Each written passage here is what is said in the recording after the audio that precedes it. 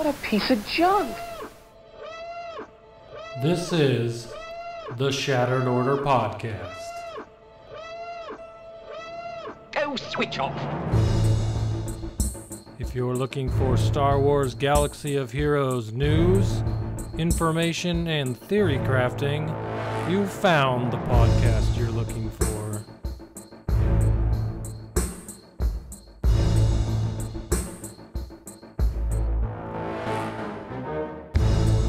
With your hosts, Goodnight Punk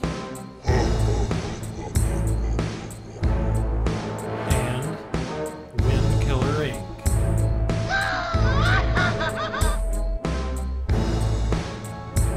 We would be honored if you would join us.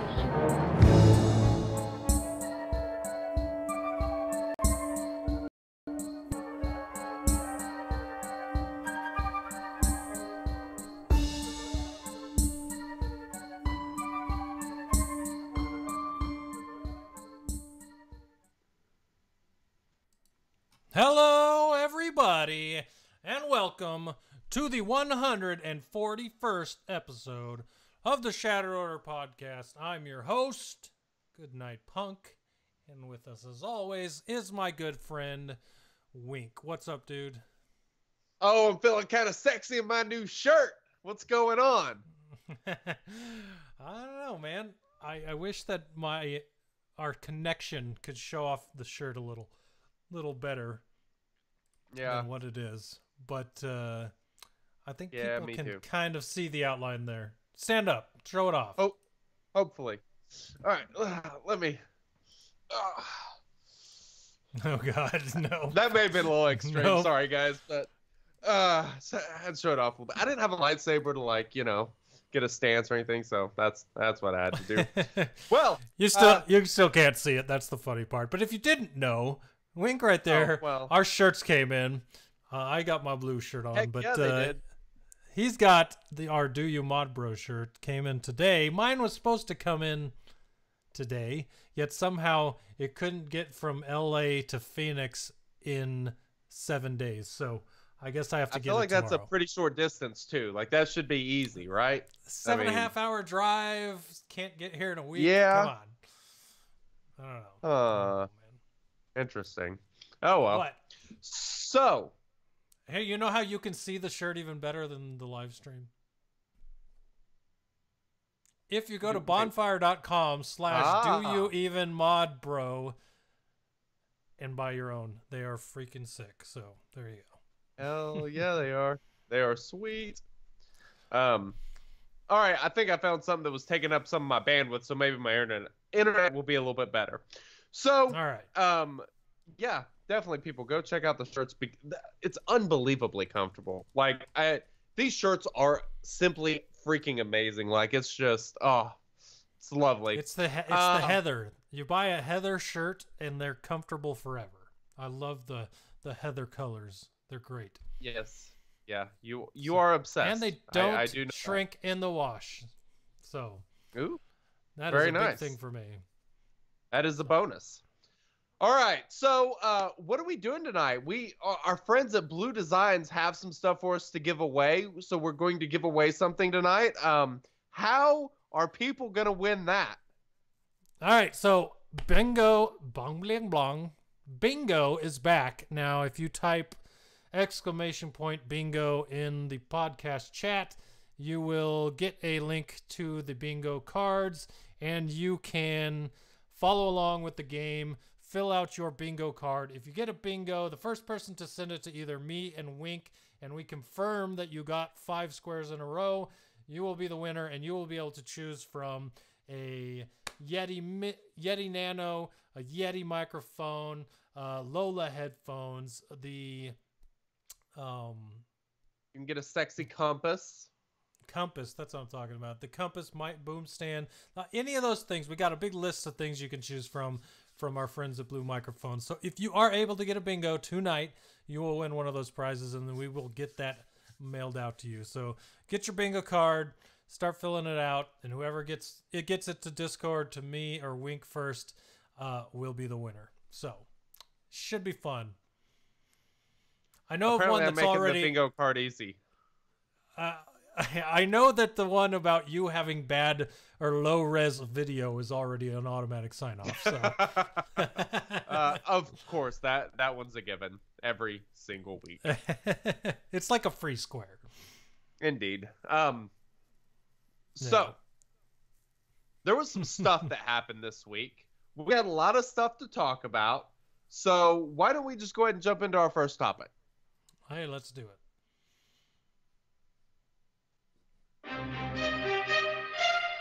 Hey guys, what did you do in Swoga this week?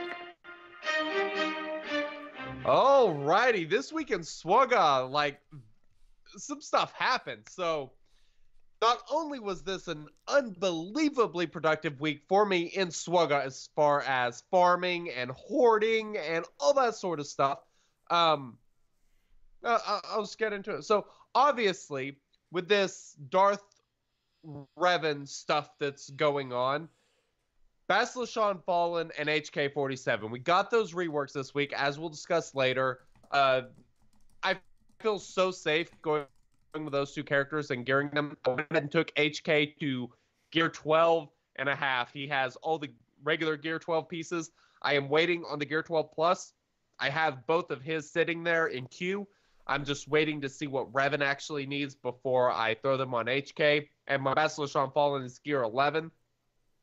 She needs 150 of those. I think they're the Mark 9. Mark 6 droid collars, yes. I saw that because that's who I'm gearing right now, and I saw that right after putting him on HK to get him to gear to 12, I realized that I just needed 150 more, and I'm like, well, this is going to be a while then.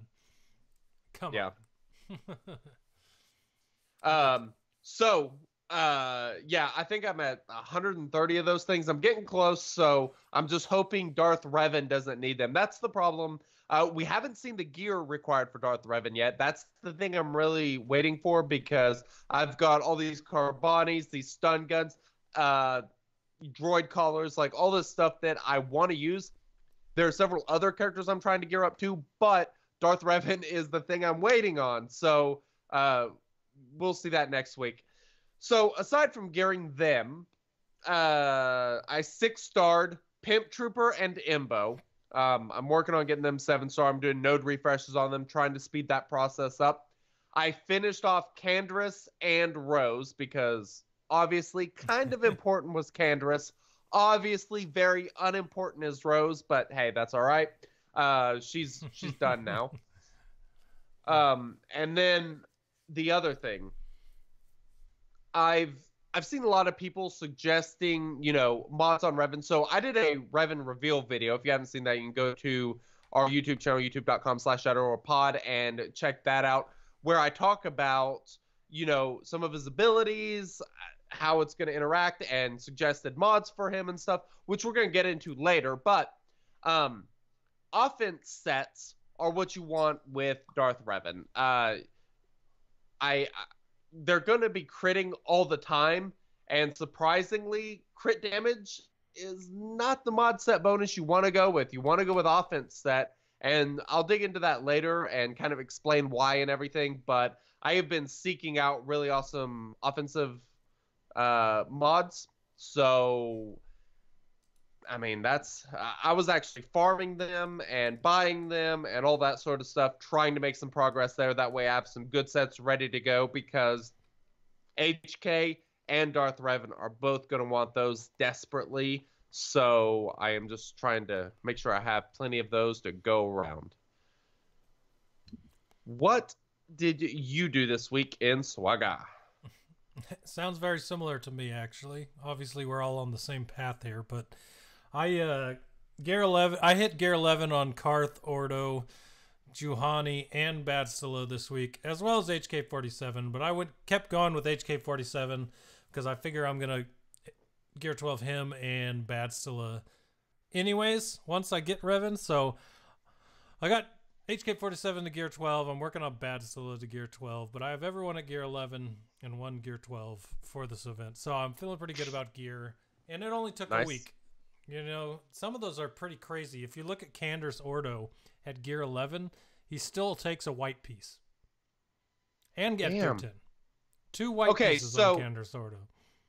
Since you've taken Candace and Karth and Juwani up to gear 11, how easy were they to get there? Like, is there one of those characters over the others that you would suggest people actually gear up? Just because I'm kind of hoarding my gear because I want to make sure I have enough for Darth Revan, so I haven't geared those 3 characters. Like I said, Bastila Fallen and HK, I had no issue doing because I know I'm going to use them, but the other 3, I'm really hesitant on gearing. Why don't you sell me on the fact that I should be gearing 1, 2, or even all 3 of them? Well, I can tell you this much. Candace and Ordo, sorry, that's the same person. Candace and Karth, getting them to gear 10 was really, really easy. Like, pretty much everything I needed for them, I had. It was just farming a few little pieces to get them to gear 10. So, and I don't think it was really that hard to get them to gear 11 either. Juhani is the one that kind of sucked to get at gear 11 because she's a tank, so obviously she takes Carbontes and the normal annoying things. So I would leave Juhani lower if I were you until you figure out what you need her to have at. But Candace and Karth are really easy to gear, so I would recommend doing them if you have the time to do them, especially since they make a great... Juhani's not really put on any teams outside of this event that I know of, but Candace and Karth both fill out that dot team, so having them high level anyway is good, and they're pretty easy. And then you have obviously HK and Bastila are gonna be this new tag we're gonna talk about, and probably automatically be in with Darth Revan, so you want to gear them up anyway. Juhani's the one that's the wild card. I don't think you can ever have enough tanks, and since she's Jedi and there's tons of Jedi, she can help tank for a Jedi team anyway. So having her at gear 11 for me wasn't a big deal, because sometimes you put old Ben on Rebel teams instead of Jedi. Then where are you at with tanks for Jedi, you know? So who are the other Jedi tanks? Who am I thinking of? I don't think... How many taunting Jedi tanks are there?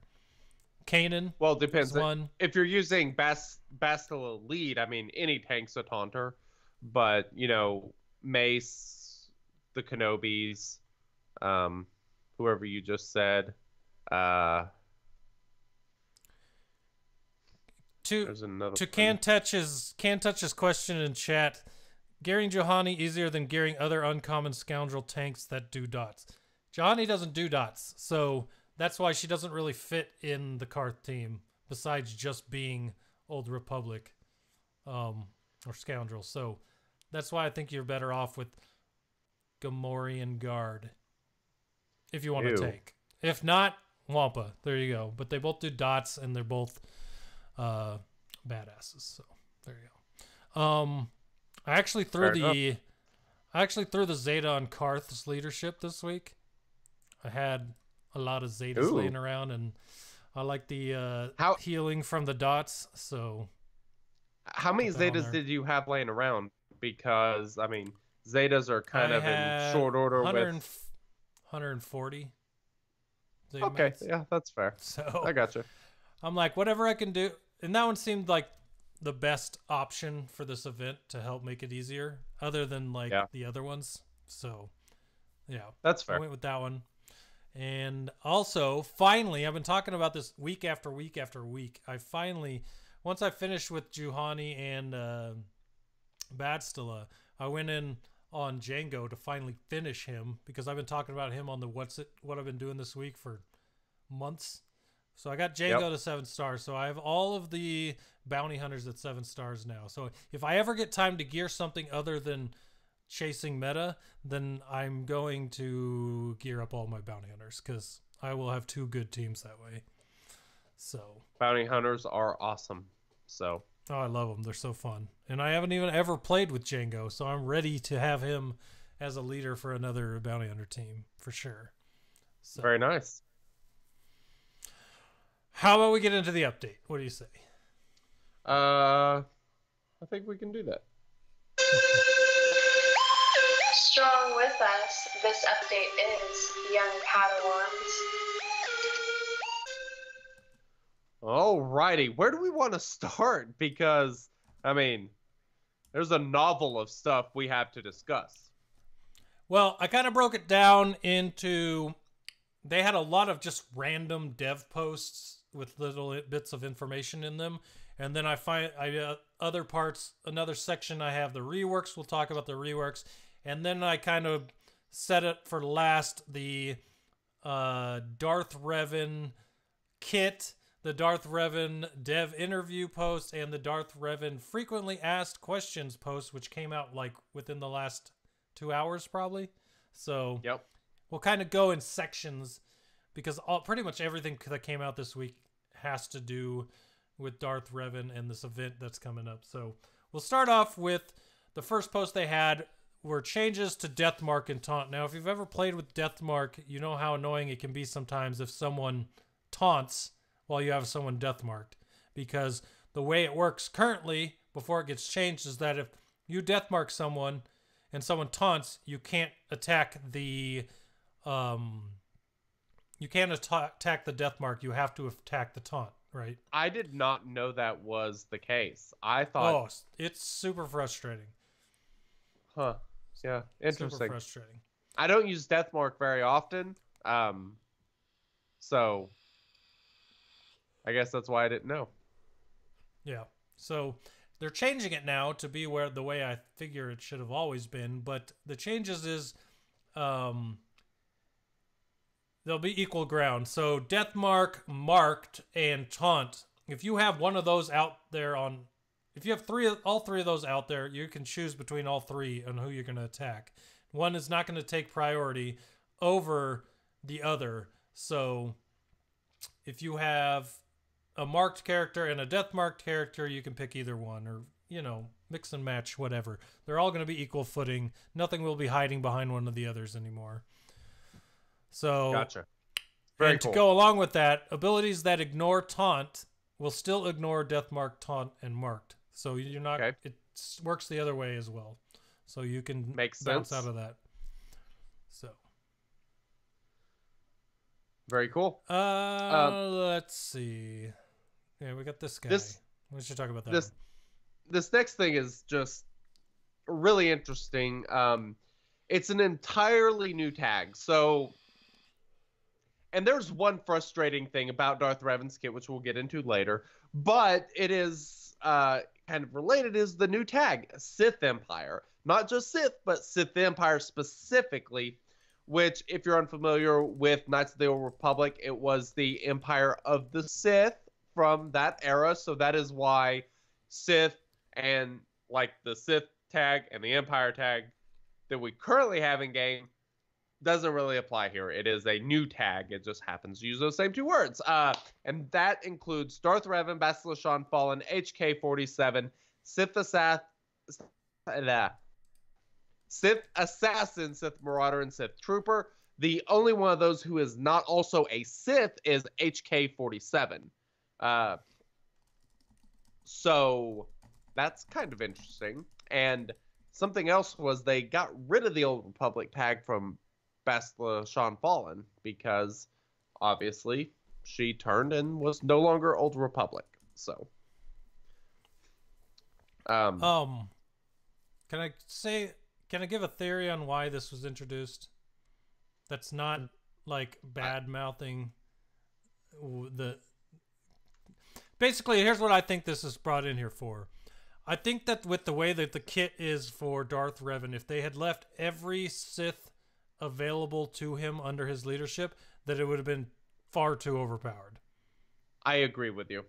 Yeah. So I think that the reason they had to make a new tag was so that they could work with what they had in his kit and only add certain characters so that the amount of overpoweredness wasn't so bad that nothing was beating him, nothing, like, he was just, there might be broken things with other characters with his kit, things like that. I think that the reason this was added was to kind of rein him in, you know what I mean? I completely agree with you. And he basically has zero Sith synergy, even though he does have the Sith tag. So you could take Darth Revan and stick him under, Emperor Palpatine lead or whatever else if you wanted to. But he's specifically made to work with these Sith Empire characters.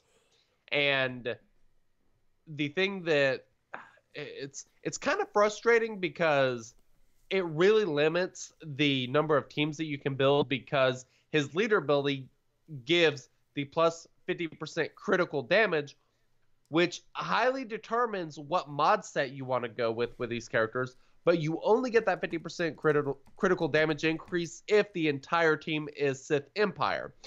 So to get the full use out of his leader ability, there's only a few team options that you really have. You know, I think there's basically 3 different team options. And that is either leaving out Assassin, leaving out Marauder, or leaving out Trooper, because Bastila Shan Fallen HK-47, I think, are too damn good to leave out of a Darth Revan team. Yep.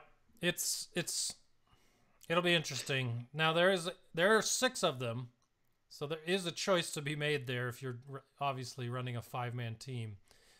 But I think the one part that stings me the most about this is that other than Sith Trooper, who I have Gear 12, Sith Assassin and Marauder are both Gear 8 for me. So either way, same here. I'm going to have to make the choice on which one's better early on and try to gear them up first.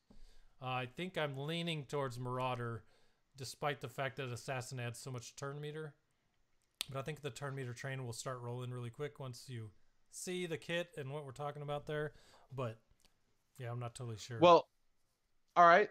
Do we want to go ahead and start talking about their kits? Because I kind of think whether you go with Assassin or Marauder is kind of important. All right. Well, let's go. Let's see what people thought in the podcast poll first of this news, and then go into the reworks. What do you say? Since everyone loves a good poll, let's dance through the results and see what you thought this week. Analysis. This exchange is in danger of boring me. So I want to give a big shout out to Salacious, who put together a few things for the show this week, that some HK-47 quotes. If you're listening on the podcast, you heard the intro. Next week, we'll play the intro again for the show on YouTube.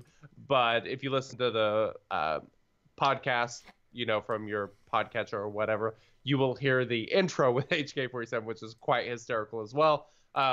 So big shout out and thank you to Salacious for putting that together for us. Yes. All right. We really appreciate it. It's pretty awesome. Yes. Very funny. I seriously, I laughed really hard the first time I heard that intro.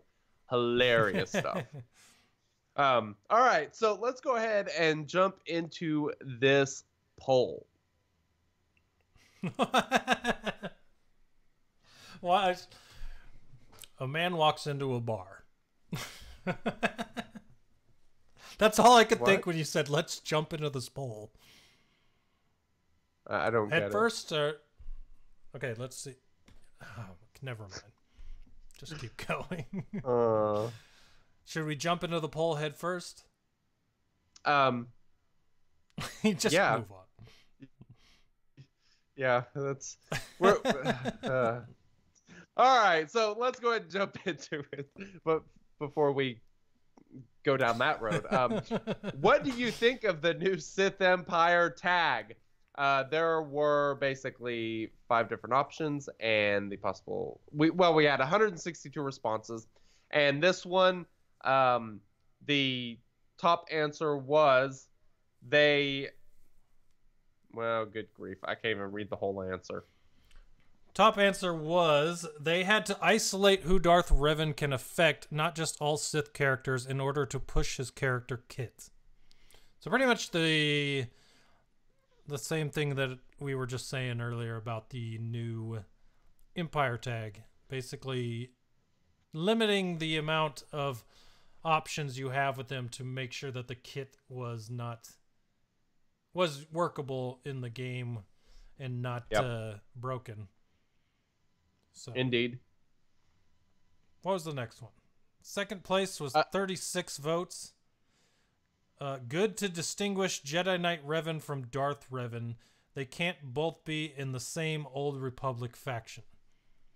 Yeah. So basically, it's to say that there's the opposite side to the Old Republic having the Sith Empire. So, Indeed. There's that. And Of course, if you're watching on YouTube or live stream, you can see all the answers. We'll kind of touch, the bigger answers and just kind of keep on trucking. And of course, if you're listening to podcast, if you don't already, the entire poll is in the show notes. So the link for that, you can go click that and go see all the responses, answer the questions also if you don't already. And of course, every week we post these, discord.me/shatteredorder. That way, if you always hear us talk about the poll and you don't get to answer, that's where you do it at. All right, so second question is, now that we've seen Darth Revan's kit, what do you think of him? And this is basically on a 1 to 10 scale. And, man, 46% said 10. That's surprising. Go all the way at the top. Usually we don't get the top number as the winner. Crazy. Here, but Yeah. obviously people can see the powerful nature of Darth Revan's kit there. So, Yep. and it only goes down there from there, and it's really literally from 10 sliding down to nothing. So I mean, six and below had 5 votes total out of 163, and I assume those were probably just trolls. I Or at assume least it. the one I'm was. sorry for you 5 people that aren't getting him, because that's the only way I could see you voting down there, is being upset that, hey, I'm probably not going to get him this time. Yeah. Because honestly, if you read that kit, it's ridiculous. It's legit. But to everyone, to each their own. You all have your own opinion. So if you do think it is a 1, it's all good. So the next question was, Carrie's given us the official word that we will have another weekend to farm for Darth Revan. How does this change your opinion on the ability to unlock him? So 32% of people said they spent money to be ready at the beginning of March. This just makes it less exclusive for me. That was the vast majority of people that answered this poll. No other answers were even at 20%. So that was, by a pretty significant margin, the largest pie cut here. And then the second largest was 19.6% that said I will not make it, but haven't been trying very hard either. Were there any responses on here that you found interesting? There was one I put on there after we put out the poll, so about 20 people had answered before I added it on there, that I thought might get a little more percentage, but I guess it's right there in third place. But that was the I did not spend, but will be ready when the time comes. So Okay. 13% of people will be ready without spending anything. So that's pretty good foresight, and I think that we all were there in a way from the start of seeing those characters come out anyway. So it makes sense that people would have been going hard after those characters from the start. So yeah, makes sense.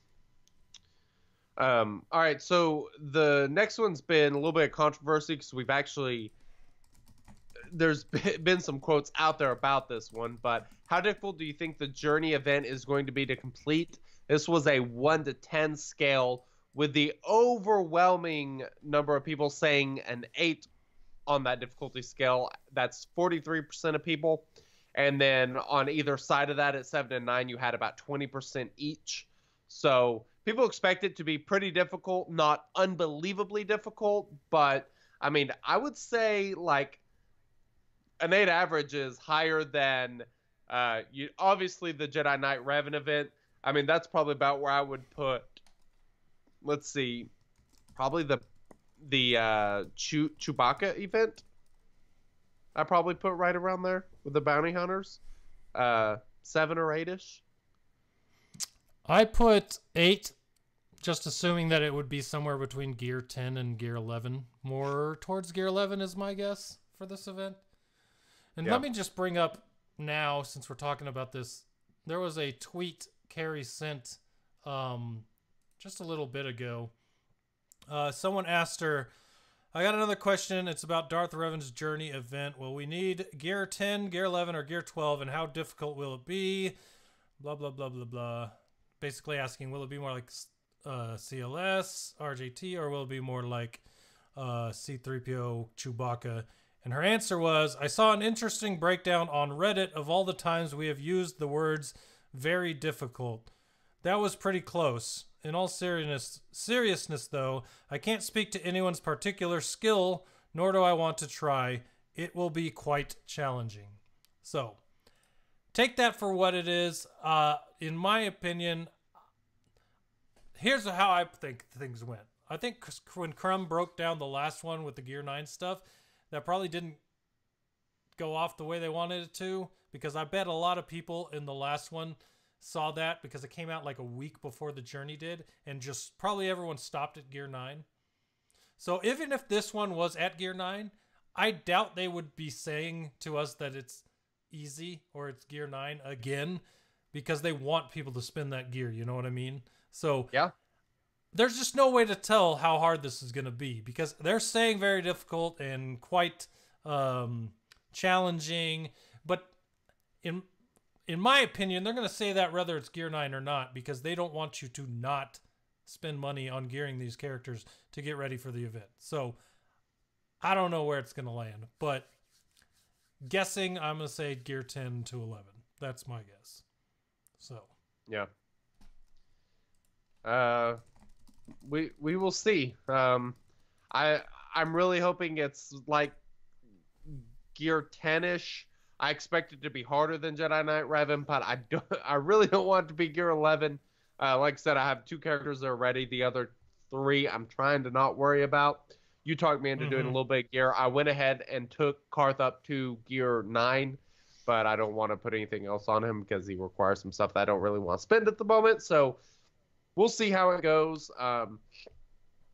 Be paying attention on our Discord, because I suspect that one of us is going to be live streaming this event, right? Or at least trying to. if it doesn't happen on my work week, where I'm either working or sleeping, then yes. So if it's Wednesday morning or later, I will be able to live stream. If it comes out on Monday, I would have to wait 2 days, and that's a lot of gearing that I wouldn't do. So I'll probably just do it. But That's fair. We'll see. If that's the case, then I'll just record it and make a video of it. So either way, we'll have video of it on our page. So sounds like a plan. Final question here is, do you think we will get Darth Malak as well? The overwhelming response was almost double anything else at 40.5% that said, yep, he's too iconic to leave out. They've done too much Knights of the Old Republic stuff to not have such an iconic character in there, and that's probably true.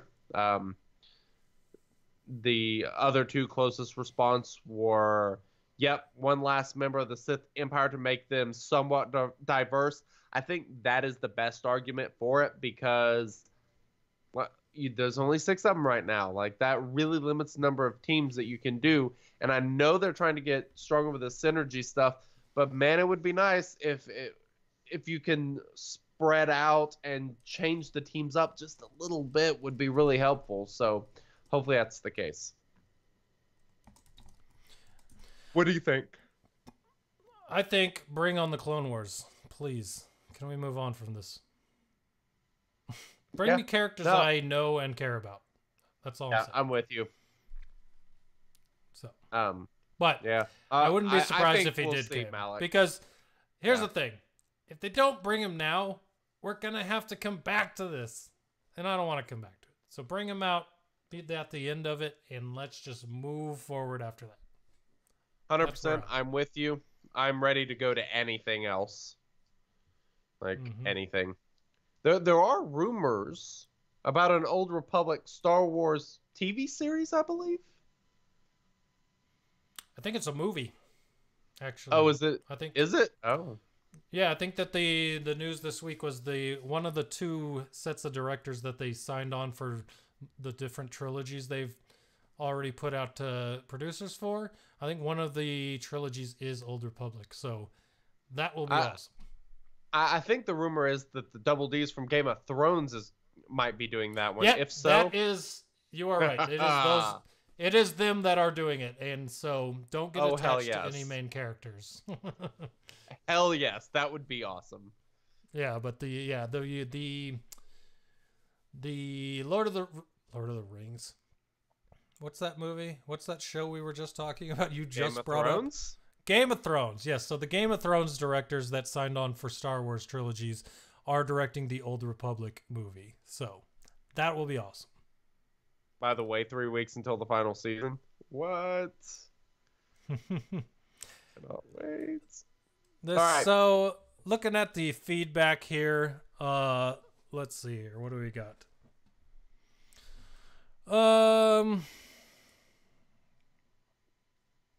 Yeah, there's not a whole lot.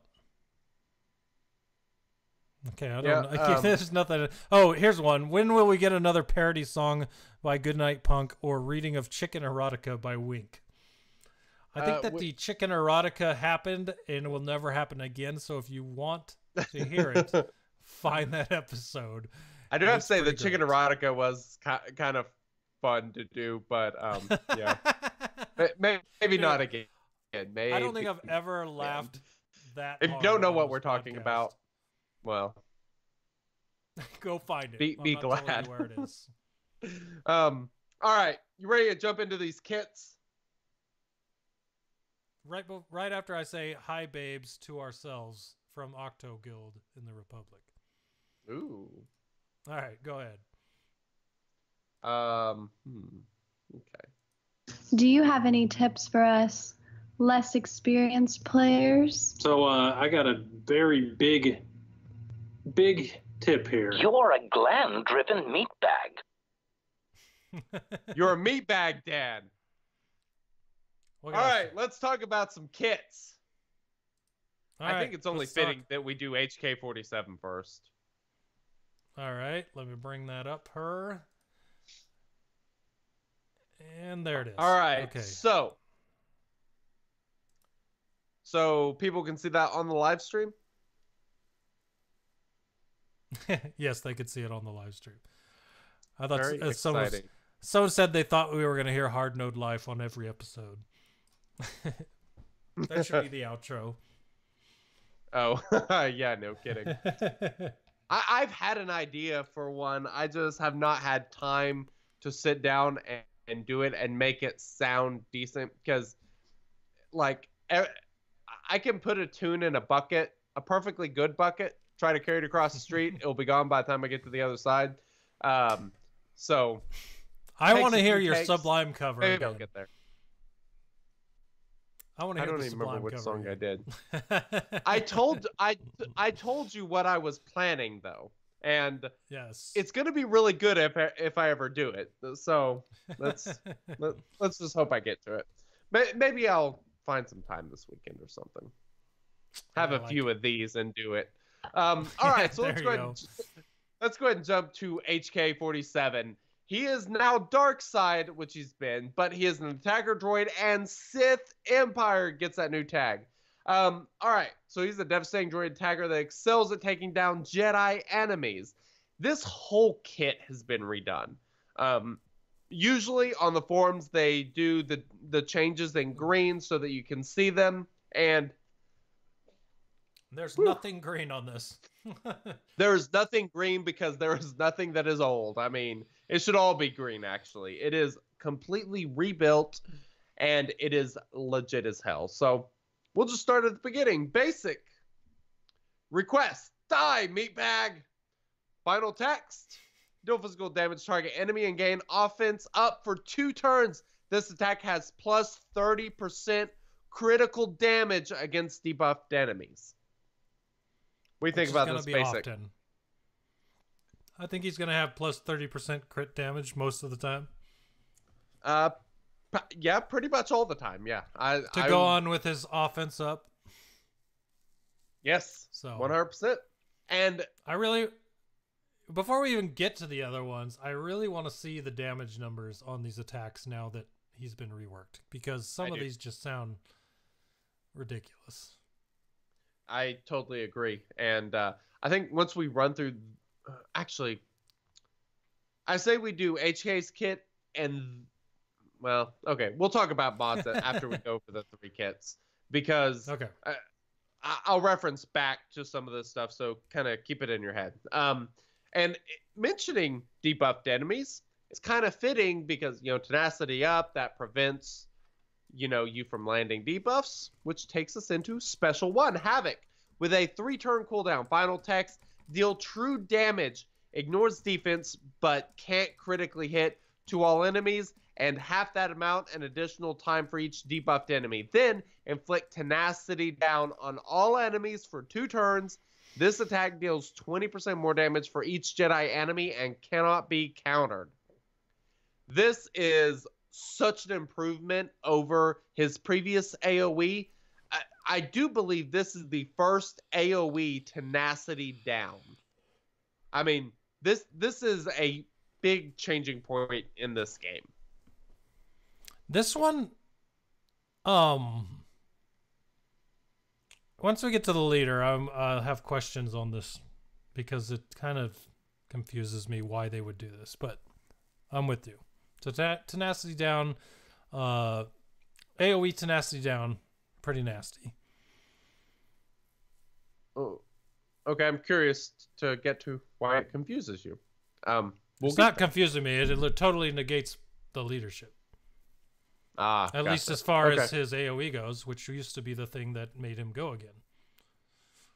Yes. I'll just tell you now, his leadership used to give turn meter on crits. It still does, but at a much lower percentage, and now you can't even crit on the one that would give him the most turn meter. I thought you were talking about Revan, not HKs, but yes, that makes sense. No, I'm talking about HKs. So, like, he negates himself under his own leadership, so why would you... I don't know. It's confusing. Yeah. Well, I think the reason is because, like, you won't be using HK as a leader anymore, which is the idea, which is kind of disappointing because the people that aren't going to get Darth Revan are going to suffer due to this change. We'll get to that in a second, though. His second special is Assassination Protocol. This has a 9-turn cooldown. 999, very large number.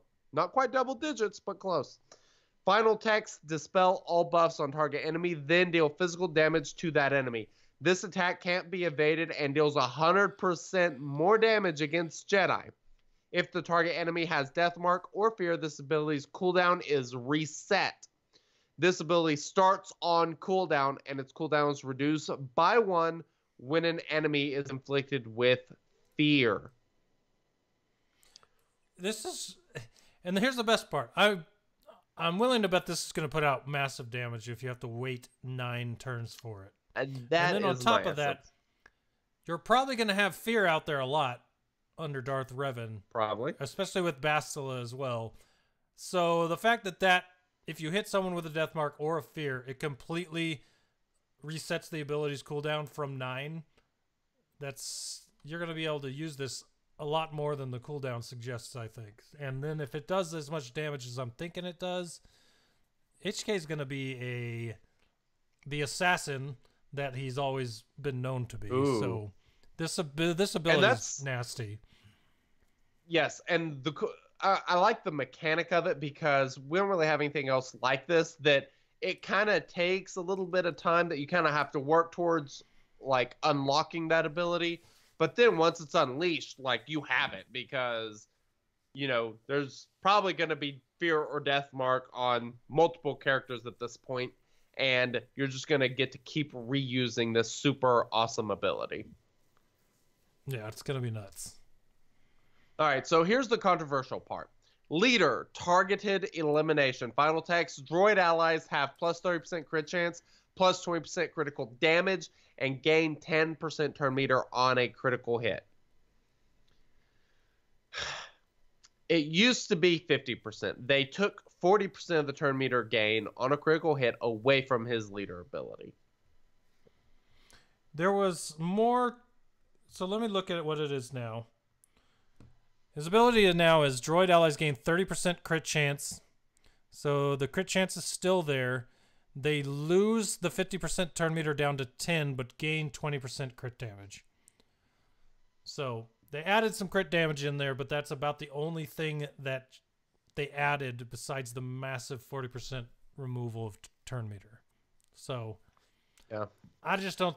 I mean, it's still a droid leadership, and it'll still work for droids, but it just will not be what it once was. And and then on top of that, he's not going to. This is where it gets crazy. You're using him under his own leadership is not gonna. There's not gonna be a ton of turn meter gain for him, and targeted elimination. You're going to be waiting 9 turns every time for that because of the fact that actually you'll never get to use it because the ability starts on cooldown and his cooldown is reduced by 1 when an enemy is inflicted with fear. So Assassination Protocol, his second special in a droid team, will never even be available. Well, I mean, maybe if he makes it through 9 turns. No, the cooldown is reduced by. Oh, okay, yeah. So you got 9 turns. I was thinking still the go only down each turn. It'll still go It's down, not right? only- Okay. Yes. It's extra reducing of the cooldown when the fear goes out. Okay, I was gonna say, if you could not even use this ability under a droid team, that would just be really bad. But you can use it every 9 turns if you last a match that long. They are really trying to get away from these teams that have even a remote chance at looping. And I think that's why they did this, because 50% turn meter, it's only 2 critical hits. If you have, having a droid that calls assist, this like IG-86, that's the reason he's always been used, because he can go call in someone, give him 50% turn meter. And the reason they stated for this is because it could create loops. Using BB-8 and R2 under him could, create a lot of turn meter gain, especially if BB-8's taunting and then going and calling in R2, stuff like that. They stated that part of the reason for this change is because it limits what they can do with droids, and I totally get it. You can't have double tapping droids. You have to be careful about how often they crit or, having abilities that do multiple crits. So I'm hoping that this is kind of the first step in the change towards bringing in some more creative droids. That's exactly what I was just about to say. My hope is that the only reason that they're doing this is because there is a droid rework on the horizon. That would be awesome. They were going to have to rework him anyway for Darth Revan the way they wanted to, but to mess with the leadership as well when no one's going to be using it right now, I got to think that they were looking towards the future to not have to rework him twice. So hopefully that is leaning towards a droid rework. Yep. And they kind of made General Grievous be the primary droid leader at this point. That's kind of the idea with where they're going. So, so you pull HK out of a droid team as being optimal, move him into a Darth Revan team, and then you have General Grievous kind of on his own as the stand droid leader. So it kind of seems like that's what they're doing, and hopefully this does allow them to bring in some more exciting droids with, more interesting kits. But it is disappointing to lose that leader ability. I don't disagree. I'm just trying to be optimistic about the fact of what this could lead to us getting with future characters or reworks. Yeah, for sure. I mean, it sucks now, but thinking about it critically, it could mean some really cool things. So I'm okay. You know what? I just realized something. Yeah. He has 2 uniques, but they removed one of the most important parts of his unique. His auto revive is no longer here. That just dawned on me. Yeah, I forget what it was called. He had a 40% chance to come back to life. Yep. It was reconstruction. 75% chance to revive with 30% health the first time he's defeated. Well, gone. His new unique is self-reconstruction, and the final text for that, this is with a Zeta ability. When a buff expires on an enemy, HK-47 recovers 5% health and 5% protection. When HK-47 uses an ability during its turn, it deals 25% more damage if the target has Death Mark or Fear. So the 25% more damage, very interesting. Yeah, that's good because it goes to all abilities, not just like Yes. the massive second special, but that one's going on all of them. So that also goes on the massive special. So you're starting to really rack up offense there for him. Yes. Like I really do think he's going to be hitting really hard with this rework. Oh, I think he's going to be a total monster. I'm very excited about this rework. I'm super pumped. That's why he was the first one I gear 12'd. Yep, totally understandable. He just looks ridiculous. Yep. All right, so his second unique is Loyal to the Maker. Final text with the Zeta. If HK-47's leader is Darth Revan, HK-47 has the following. Plus 50% defense, offense, potency, and tenacity. Plus 30% critical avoidance for each Jedi enemy. Cooldown of Assassination Protocol is reset the first time another Sith Empire ally is defeated. And enemies with protection up can't gain bonus turn meter. I'm going to go on a limb and assume that enemies with protection up can't gain bonus turn meter is going to be the Zeta part of that ability, because that directly affects the Jedi teams. It is unbelievably powerful, especially for I mean, that's a pretty crazy ability. So I'm assuming that's a Zeta, and if that's the Zeta, I probably won't hesitate to do that one. Last interesting thing about this kit that I just was thinking about. When we saw the Gamorrean Guard with 3 Zetas picture, that HK only had 1 Zeta on him. This HK has 2 Zeta abilities. Ooh, interesting point, yeah. So I don't know if that came later, if this might be part of their development process, and they weren't at that point with him when that picture came out. But this one has 2, and the picture had 1, so you got 2 to choose from on him.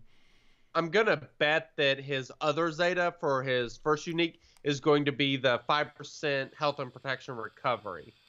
Just because we've seen like all Zetas, like most Zetas. Yeah, a lot of. Here's how we further make healers not important. Exactly. Yep. Because everyone's their own healer. And of course, this obviously greatly affects the way that you want to mod them and think about modding them. And then you have the plus 50% defense, which, as we'll talk about, gets reduced. And the plus 50% offense.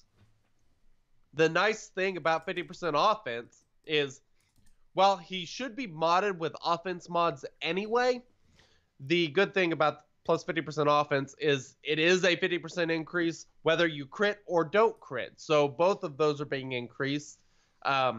So, an offense increase is, usually preferable to a critical damage increase, obviously.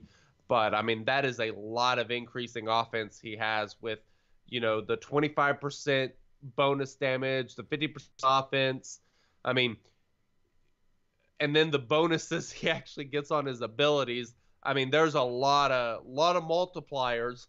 So that's something you're going to want to be thinking about. I mean, even a little bit of, increase in offense secondaries or something on him is going to, compound multiple times through all of his abilities to lead to more damage. So that is something that's really cool and something you should be thinking about for sure when modding this guy. Makes sense. I'm going to move on to Badstilla. All right. You ready to talk some? Yeah. Why don't you cover her? All right. So let's go into Bastila Shan Fallen, or as we call her around here, Badstilla. So this one has changes in green, so you'll see the changes as we go. You'll notice she's still Sith. She also gained the Sith Empire tag and loses the Old Republic tag. There's no change to her basics, so it still does the same thing. Deal special damage to target enemy and inflict ability block for 1 turn. This attack deals 10% more damage and has 10% crit chance for each active Sith ally. The word there is Sith, so depending on if what people hold the Sith Empire and Sith tag is how much of that crit chance you're actually going to get, because yeah, that's the way it works. Special 1 also had no change. Indeed. Wild Lightning. Deal special damage to target enemy and shock them for 3 turns. If the target already had shock, deal bonus special damage to all enemies. This bonus damage cannot be countered. This ability cannot be evaded. And then you can start getting into the new stuff. So she has a new special 2 called Fear with a cooldown of 3. And here's how it reads. Inflict fear on target enemy and another random enemy for 1 turn. So if she's able to hit both of those, you're working in the HK-47 kit we just talked about. You're dropping his second special down 2 cooldowns right off the bat with 1 ability here. So inflict fear on target enemy and another random enemy for 1 turn, which cannot be copied or dispelled. When each of these fears expire, inflict offense down, crit damage down, evasion down, speed down, expose, and stagger for 2 turns. These effects cannot be resisted. Lot of negativity there. Yes. All other enemies are inflicted with offense down, crit damage down, evasion down, speed down, expose, and stagger for 2 turns. So basically, if I'm reading this correctly, the person you hit gains shock, or gains fear, and another person gains fear. When those 2 fears drop off, they'll get all those debuffs, but everyone that does not get fear actually gets all these debuffs instead. Yes. Is that the way you read it? All right. Yes. Just making sure. And one thing that I did notice is, it says these effects can't be resisted. That is in a separate category from all the other debuffs that get inflicted for those who do not get fear. So potency could be important on her for inflicting those additional debuffs on everyone else when she does that special ability. And now we get our first taste of what the fear debuff actually does. So fear, miss the next turn, can't use abilities, and can't evade. Increase cooldowns by 1, and fear expires on taking damage from an attack. So basically, you're locked down if you have fear. If you get hit, you lose that fear. But you can use this to lock down other characters and go after certain ones without those other ones taking turns. This is a nasty debuff. Like, yes, for sure. It's huge. It's gross. I mean, it's basically a stun that if you get rid of, they have to use their basic. So once fear's put on someone, they won't use their special that turn. Even if you hit them, they'll just have to basic. So that I think is kind of interesting. It's pretty huge, and yep. So now we know she afflicts it, and we'll get into Revan's kit a little bit later. But yeah, it's gonna be gross. As far as corrupted battle meditation goes, nothing was changed except they added that corrupted battle meditation cannot be dispelled. Woo! So yeah, that's big. I mean, that's huge because that's how you get rid of debuffs. Like once corrupted battle meditation gets on you, I mean, once corrupted battle meditation or fear, because they both can't be dispelled. So now you got both of those on you. And corrupted battle meditation, minus 30% crit chance, minus 30% counter, doubled against non-Jedi and non-Sith. So those CLS teams are going to get hit extra hard. But yeah, you get both those on you. Use your basic for a wet noodle attack and wait for the next chance. So as far as strategy against her, the corrupted battle meditation happens at the start of her turn. So delaying her turn as long as possible could be a strategy, because once you get that corrupted battle meditation on, you're not going to get rid of it. And I suspect it says at the beginning of her turn. I assume even if she's like stunned or something and doesn't get to take a turn, it will still happen because she still has a start of her turn, even though she doesn't get to take an action. Mm-hmm. Yeah, So exactly. that's going to be annoying.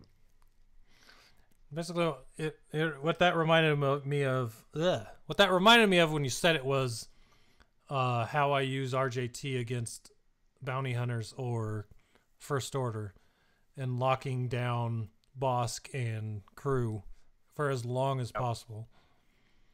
So you're going to want to do that before she starts spreading those out and you can't do anything about it. That's a good point. Unique 2, Sith Apprentice. The only thing added here was 50% potency to her unique. So Bastila and the character in the leader slot have plus 50% defense, potency, and tenacity, and gain foresight for 1 turn at the start of battle. That is the Zeta there. Foresight for 1 turn at the start of the battle with the leader is the Zeta on that one. At least it is currently. If Bastila's leader is another... What's up? I said okay, I'll pass. Okay, I was like, that was really quick. If Bastila's leader is another Sith, whenever an enemy is inflicted with Death Mark, Fear, Marked, or Shock, they both gain 5% offense, stacking up to 100% for the rest of the battle. This ability does not apply to characters in the ally slot. That's a lot of offense that's going to start stacking. And now, the stacking offense would be worth a Zeta. I would spend a Zeta on that. The foresight? No, I'm good. Now, this is kind of foreshadowing before we even get to Revan's kit, but does Revan mark? He doesn't mark, does he? No, he does not. He death marks. Right, but no one in the Sith Empire marks, but it's highlighted in kits several times for Sith Empire characters. That's interesting. So that might be something pushing towards that idea of Malak. Just throwing that out there. Because mark is not something that these guys do at all yet. So why is it in their kits? That's a good point. I did not catch that. Excellent point. So I doubt you're going to be using Jedi Revan under Darth Revan. And he's the only one that marks right now. So yeah, that's true. Unique 3, Force Bond. This is a completely new ability given to her. Final text. If Darth Revan is in the leader slot, Bastila and Darth Revan have 70% max health and 70% health steal. Darth Revan also recovers protection from corrupted battle meditation, and enemies inflicted with corrupted battle meditation can't inflict debuffs on enemies when they use an ability. Excludes raid bosses. If Jedi Knight Revan is on the enemy squad, Bastila gains advantage in foresight for 1 turn at the start of Jedi Knight Revan's turns. So let's go back here for a second. Okay. Enemies inflicted with corrupted battle meditation can't inflict debuffs on enemies when they use an ability. So now there's even more reason to not let that get out. That's a really good point. Because if you can't be putting out debuffs, that's a lot of people's kits are built around those debuffs. So if you can't do it, that includes stuff like isolate, fracture, the heal immunity from RJT. All of those things are included in that. So no debuffs whatsoever. Ouch. Yeah, it's hurtful. It's painful to even think about, because so many kits have been built around healing on debuffs, or debuffs give turn meter and all these things. So don't bring Palpatine against Darth Revan. So fortunately, battle meditation only stays around for 1 turn, so cycling your turns will be kind of important to get rid of that crap and get on your merry way. So keep that in mind also. Yep, that makes sense for sure. If it was longer than one turn, that would just be way too powerful, I think. Yep. The fact that it's one turn 100%. is why they can get away with this, I think. Yep. For sure. So one other thing I would really like to point out here, a little bit of foreshadowing on Darth Revan's kit, is that he can equalize health. And when you have a 70% max health increase, you're going to want to go with health primaries. I mean, that is pretty significant. It turns a 6-dot health primary, like a 16% health dot primary, 16% health primary, good grief, to a 27.2% health increase with that 70% factored in. So that is significantly more than a protection primary, which means Darth Revan, you want to go health. All health, man. Take that bonus. Think about it. Remember that. So, All right. I think that pretty much covers those two. I think it does. I think it's time that we get to the big sausage. I'm a fan of all pork, bacon, pork chops, sausage. That's why I keep referencing sausage. Keep explaining it away. Why don't we just move on? Unit name, Darth Revan. Alignment, dark. Category is dark side, attacker, Sith Empire. He's also a leader. He's a ruthless Sith Lord that is extremely effective at taking down the enemy leader. So, I assume everyone has read this kit, but we will go ahead and run through it, and then we'll talk about it. I'll be as brief as I can, because I'm sure everyone knows it by heart at this point. Basic ability, Lacerate. Final text, deal special damage to target enemy, inflict buff immunity on target enemy and enemy leader for 2 turns. If the target is the leader, reduce Darth Revan's cooldowns by 1. Special 1, Force Storm. Cooldown of 3. Final text, deal special damage to all enemies and shock them for 2 turns. All Sith Empire allies gain 5 stacks of ferocity for 2 turns. This attack can't be evaded. Ferocity, minus 15% defense and tenacity per stack, plus 8% offense and potency per stack. Cannot be Why copied. are you going so fast? So we can talk about the kit as a whole. Okay, well, I would like to slow it down because I've read it twice, and I need to digest this, and I did not hear a word you said. So, why don't we start back at the basic, and we'll go from there. Oh, it was not that fast. I couldn't even slide the screen as fast as you were talking. So. Oh, good grief. All right. This is why I don't have coffee and energy drinks before the show, apparently. All right, so both of these abilities do special damage. That is something that you want to keep in the back of your head, because special damage, as you know, you do get a bigger boost from percentage-based secondaries, or that more of a boost than characters that do physical damage. So that is, you want to keep that in mind. Buff immunity on target enemy and enemy leader. But if you're targeting the leader, you reduce his cooldowns by 1 from the basic. Very important. I love abilities in which it matters who you target. And as we'll talk about with one of his uniques, he will be using his basic a lot, because anytime he uses an ability, he will then use his basic if they have specific debuffs on that target. All right, makes sense. Can we just stop and admire the animation? Because all 3 of these animations are freaking legit. Like, this took everyone's favorite part of Sidious, Yeah. Darth Sidious, and made it his basic. Yes. This Basically, is awesome. drag the lightsaber across the ground and then smack someone. So, pretty sweet. I would have But- liked to have seen them let one of these specials play out while he goes into the basic, like he will actually do in the game. That's the part I think is going to be really cool. Very excited. The combination of animations because of the ability we're about to get to. Yeah. All right. Makes sense. What's the second one? Force Storm. Force Storm.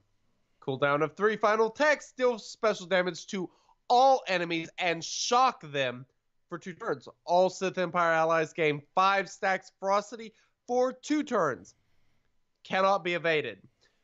Ferocity, of course, is the unique debuff that is minus 15% defense and tenacity per stack and plus 8% offense and potency per stack and cannot be copied.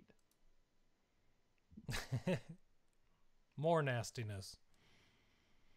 This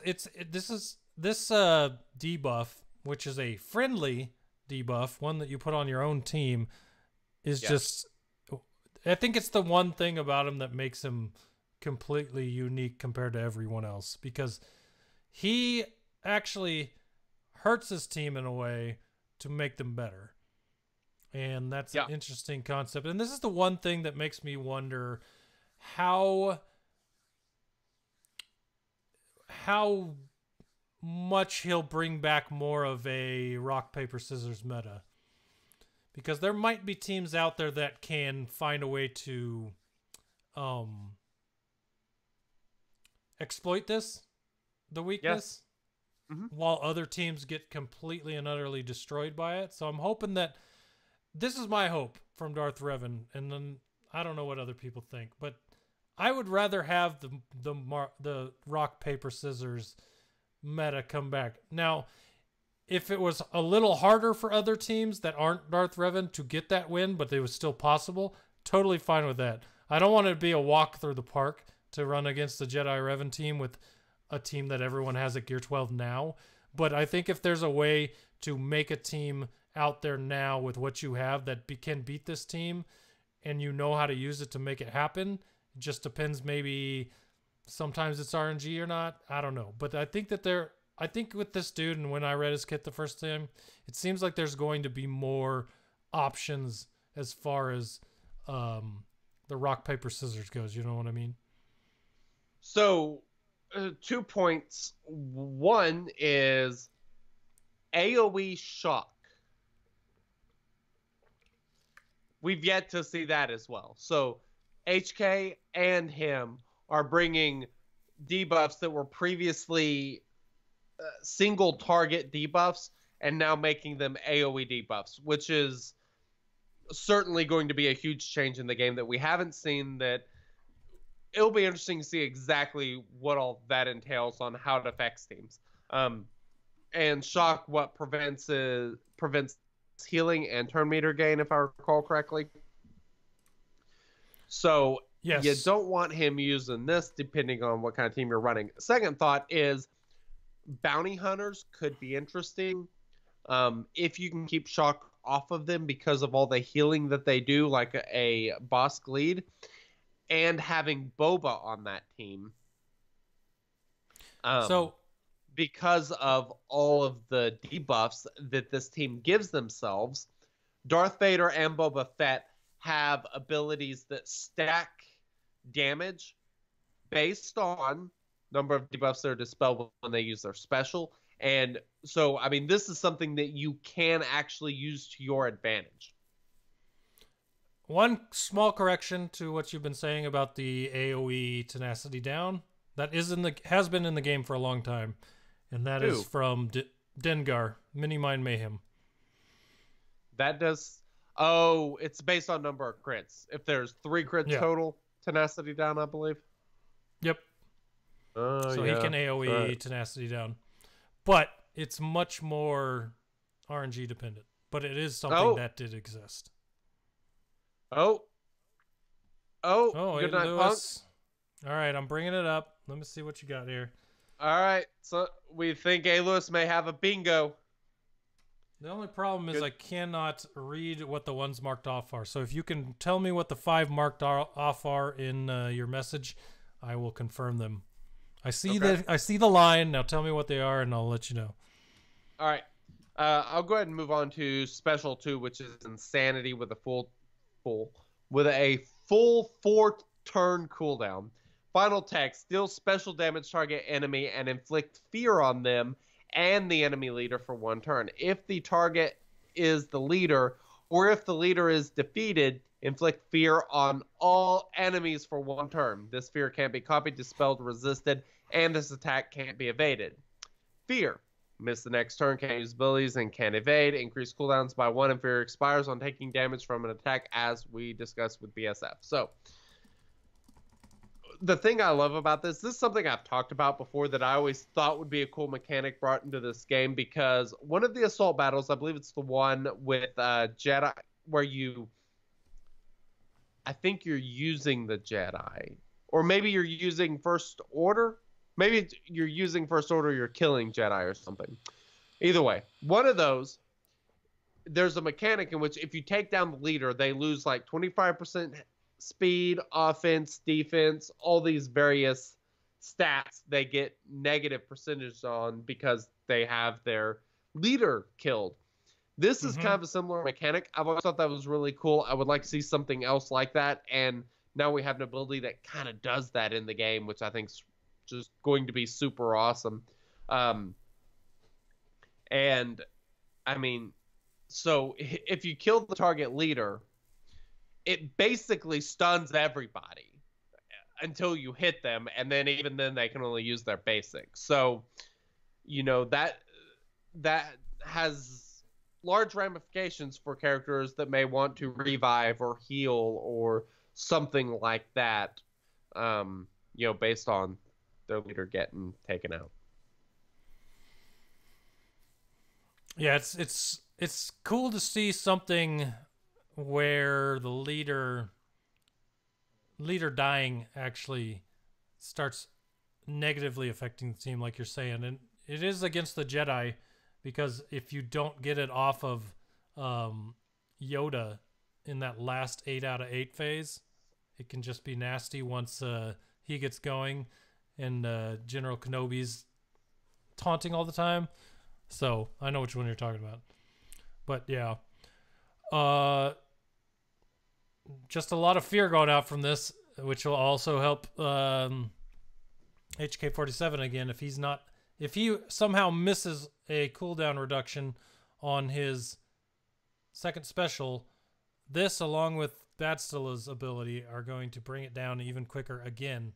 So yeah, this is you could see all the synergies here, and it really does just feel like you are definitely going to want both of those people in this team no matter what, just based on fear alone. And then no doubt, moving back to our bingo night for a second, one of his squares was Wink and Goodnight Punk have an argument. Have we had an argument?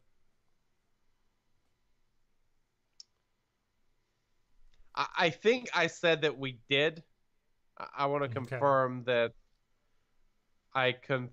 yes, I said it was an argument indeed. All right, there you go.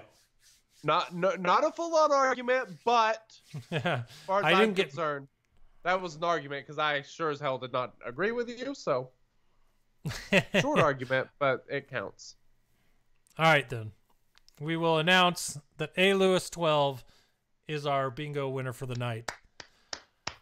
I will also announce this, that whoever gets the next bingo, I will buy them a Do You Even Mod Bro shirt. Ooh, I like it. I like it. There's a shirt up for grabs now. Lewis gets the microphone or a shirt, and whoever gets the next one will get a shirt. So, there you go. All right, cool. Sounds good. All right, sweet. Let's keep going. Let's carry on. His leader ability is Lord of the Sith. Final text with a Zeta. Sith Empire allies are immune to turn meter reduction while they are debuffed. and gain 10% critical chance and 15 speed for each of their own debuffs. At the start of each Sith Empire ally's turn, they gain 5 stacks of ferocity for 2 turns. At the start of battle, if all allies are Sith Empire, they have plus 50% critical damage. At the end of each turn, if an enemy falls below 50% health during that turn, inflict death mark on the enemy leader for 1 turn. This death mark can't be copied, dispelled, evaded, or resisted. Gross. I mean, whew. And that leader ability has something in it that kind of talks about a discussion that a lot of people have been having on Discord that I've seen about whether or not you really have to have, and this doesn't necessarily mean you have to have this, but whether you want to have the 5th one being a Sith Empire person, or you want to throw in a Thrawn or Chewbacca or whatever, like many people do with other teams. If every ally on the team is Sith Empire, you get that 50% crit damage. If they're not, then you don't get that from him. So that is one reason to think about making sure that all of them are in there. 50% crit damage is a good chunk. So if you do throw in a 5th person that's not Sith Empire, just know you're going to lose that part of the leader ability. Yes. And that is huge. I mean, it is going to make a pretty significant difference, as far as actually what mods you want to go with, too. Believe it or not. So, let's see.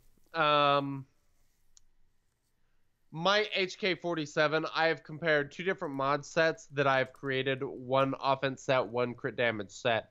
And that 50% critical damage is the difference between an offense set being better no matter what, even if it's a crit every single time, versus a crit damage set that is better, whenever there is a 73% crit chance or higher. The crit damage set would be better without that plus 50% critical damage. So, that's the kind of difference that plus 50% critical damage makes as far as total damage output.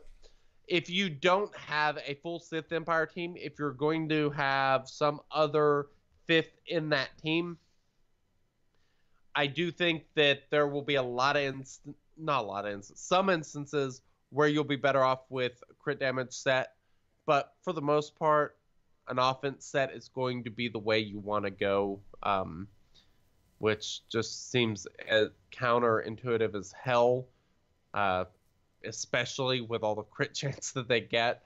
But believe it or not, that is actually the case. And of course, my little I see. I see. Oh, sorry. You're still talking crit damage offense. Go ahead. Finish off that thought. So my little spreadsheet with graph and everything that I use to calculate this stuff. If you go to shadowlord.com/mods, there's a place there where you can download this, like a Google spreadsheet version, and you can plug in your numbers, plug in your damage number, and then the total crit damage percent. Make sure, like, if you're looking at the two with a team, a full Sith Empire, make sure you add that 50% critical damage, so like a crit damage set with a slice crit damage primary isn't going to be 222% critical damage. It's actually going to be 272% critical damage. So make sure you're factoring all that in whenever you use the spreadsheet, but go download it. You can use it to help figure out, which set you're better off with. But yeah, that was my thought. Okay. And then I wanted to mention that I see a lot of light bulbs going off in the chat room after reading this leadership ability again about the debuffs. So while they're debuffed, they're immune to turn meter reduction. So, but the part when you first read this, sometimes you think, okay, well, the other team's got to debuff me to make that happen. Well, the thing about it is, every time you take a turn, a Sith Empire ally turn, they're going to gain 5 stacks of ferocity, which means stack up 10% crit chance and 15 speed on every person for all these debuffs that you're putting onto these characters. So you don't even have to worry about the other team, because what he's doing is debuffing his team and hurting him with the defense and what was the other thing? Tenacity. But now they're gaining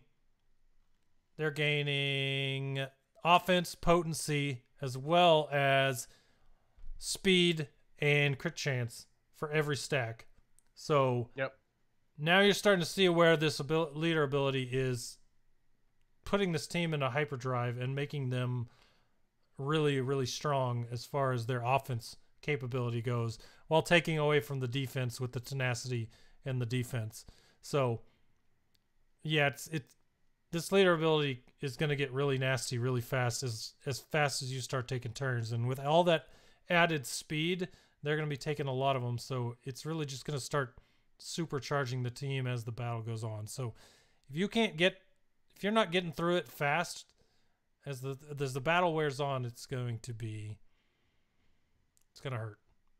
So because other ferocity thing lasts for 2 turns, 5 stacks of ferocity for 2 turns. So you're going to end up with 10 stacks because of the way turns work, unless you get stunned or you don't get those types of things. But this stuff is going to stack really quick. So you want to get your whole team to go before the opposing Darkside Basilishan goes, because she will keep you from gaining debuffs. And, when Darth Revan goes, his AoE, the Force Storm, puts 5 stacks ferocity on everybody. So you don't have bonus turn meter being given. However, you will have characters not going when they would typically go. So you could actually have, let's say Darth Revan is your fastest character. When he goes, you could then have your second character, who is slower, go before a slightly faster enemy character, because whenever he does those debuffs, that is going to increase their speed. So they will actually speed up some. There's a lot of calculation to go into that, into figuring exactly when they would go. It is possible, if this is if this ends up being a turn meter type team where that needs to be set up, I may do a video on how to calculate that or something. But those are things that will and can certainly happen in this team, as far as kind of setting it up there. That's crazy. This is going to be crazy. And Indeed. with all that speed gain, it'll be interesting to see how many people go straight speed, or if they start moving around like you do with Grandmaster Yoda, where you're focused on damage and other things to make the team even more powerful. You know what I mean? Because if you got a guy that's 280 speed and you're stacking all that extra speed on him, sure, they're going to be fast, but if you can take away a certain chunk of that speed to add offense or whatever, everyone saw what it did with Yoda once they started catching on to it. So it's another one of those abilities where it might help us to start pulling away from those speed mods.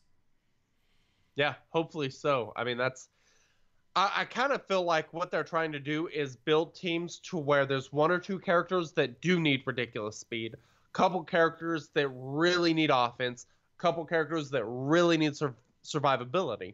And ideally, I think that's the way it should be, because we have support, tanks, and attackers. There should be some degree to how they're modded differently. So I'll go ahead and go on to his first unique, which is Conqueror. Final text with the Zeta. Darth Revan has plus 100% defense penetration. At the start of each Sith Empire ally's turn, dispel all foresight on all enemies, which can be evaded. When a Sith Empire ally is inflicted with ability block or stun, they dispel that debuff and gain ferocity for 2 turns. I suspect that the Being inflicted with ability block or stun getting dispelled is going to be the Zeta, and if so, that is a Zeta well spent. Because, I mean, that's other than Darth Revan's AoE or Isolate, that's about the only way to prevent somebody or to increase their cooldowns or keep them from using an ability or something. So this is very, very interesting the way it works. I am a big fan. And let's see. The other part of it is unique.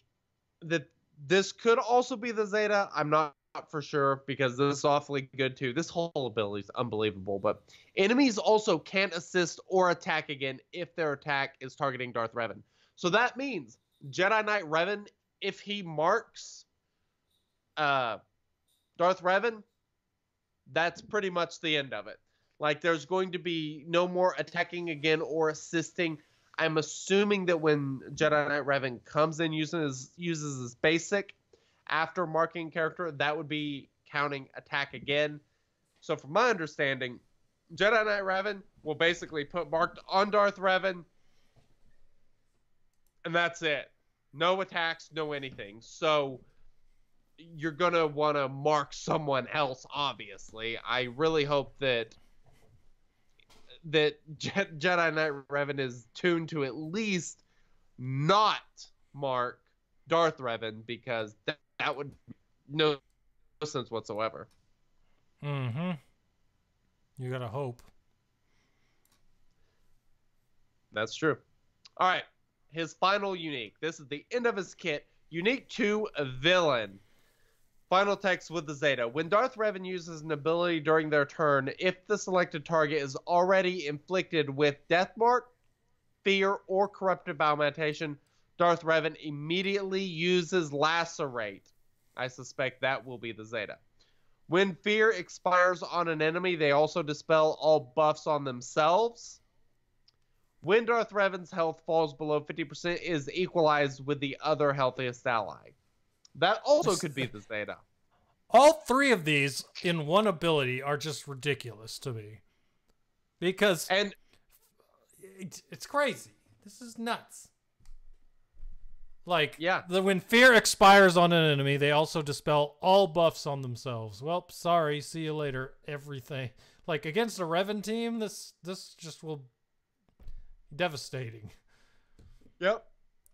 And then one thing I wanted to note about his unique too is this is the first one that didn't really say mark with those other three. You got Death Mark, Feared, and Corrupted Battle Meditation, but you don't have marked in there. Interesting. It's the first time where they named those three without mark. So interesting point. But yeah, definitely did not catch that. Nice call.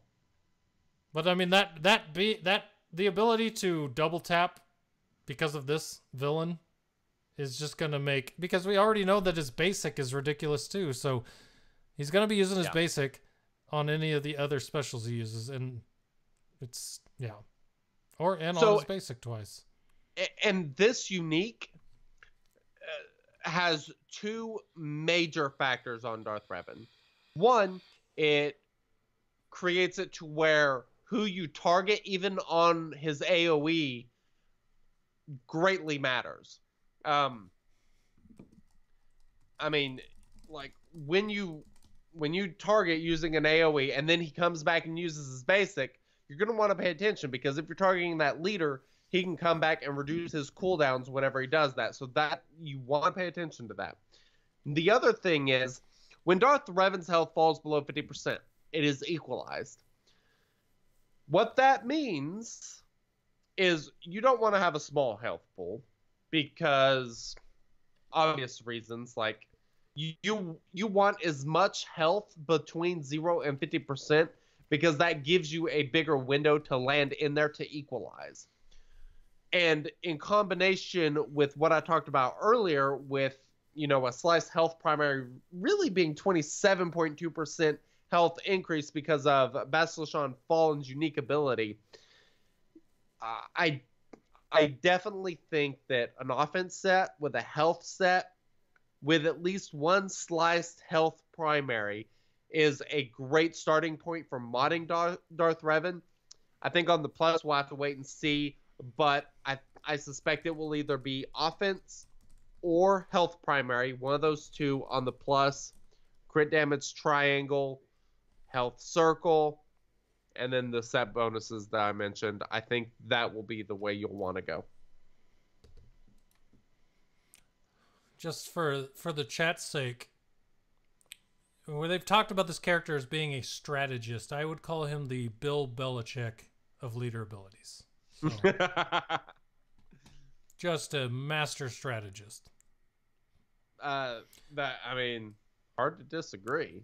One other observation when we're looking at this kit, and it goes back to we haven't had a confirmation that it's a journey or a legendary yet. First bit of evidence was that it uses specific characters and not just a faction like every legendary does. But the other one here is, if you look through this kit while we were reading it, there are 3 Zetas, and the only other characters with 3 Zetas in the game are journey characters. So yes, that is true. All points are leaning towards journey. So 100%. Yeah. All right. So for clarification, did we get that second bingo? We did, and we gave it to J2 DeBizzle. Okay. He was the winner. So. Very exciting stuff. All right. I just wanted to make sure. All right. All right. So let's talk about this team kind of as a whole, as far as, I don't think there's any way you don't want HK47 Bastila Fallen on this team. Bastila Fallen makes his uniques better. The corrupted battle meditation, just everything that she offers, she is an absolute staple next to Darth Revan. HK47, the stuff that he offers, he is going to be, I feel like he's going to be the primary attacker, because he opens the door for Bastila and everyone to be able to land debuffs with that tenacity down. It makes tenacity up not really an issue at all. He gets the bonuses based on Darth Revan being the leader. But then you come down to these other characters, and my initial thought, I just cannot get away from thinking this, is making Bastila Fallen go early is so important that the absolute speed on her, like, this will be a turn order team for me with Sith Assassin, who's already a fast character. Using Sith Assassin to then give 24% turn meter to everybody, because she has that ability in which she gains, was it foresight and stealth, and then dispels all buffs on her or something, and gives turn meter to everybody based on number of buffs dispelled, or number of buffs dispel on her. all debuffs on Sith Assassin and gain stealth and foresight for 2 turns. If she already had stealth, gain speed up and tenacity for 2 turns. Sith allies gain 12% turn meter for each buff on her. Okay. So, but we go right back to the idea that, are all of these Sith? HK is Sith Empire. He won't get any of that from that is true. her. Bastila is Sith, correct? So the only person that wouldn't get a benefit from that is HK. Yes. As far as I can tell. That is correct. So, just throwing that out there. So this will be an easy way to kind of set up Bastila to go super early, is with a super fast Sith Assassin. And I kind of think that's where this team will start out, is a turn order based team with Sith Assassin going first, making Bastila go second. And you're not going to worry quite as much about speed on Darth Revan, is my initial thoughts. The devs in Parking Instructor said that the recommended mods are going to be either a offense set or a speed set. Those are going to be their 2 recommendations, which I agree on the offense set. I'm skeptical about the speed set, just because on Darth Revan's first turn, once he goes, he gives himself plus 150 speed. Using a speed set bonus to get the extra, 14, 15 speed, maybe, depending on what speed he is.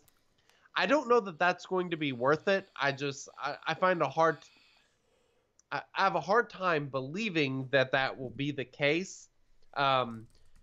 Just because that's, by him gaining all that speed, that 14, 15 speed becomes a far smaller percentage of his total speed and diminishing returns, yada, yada, yada.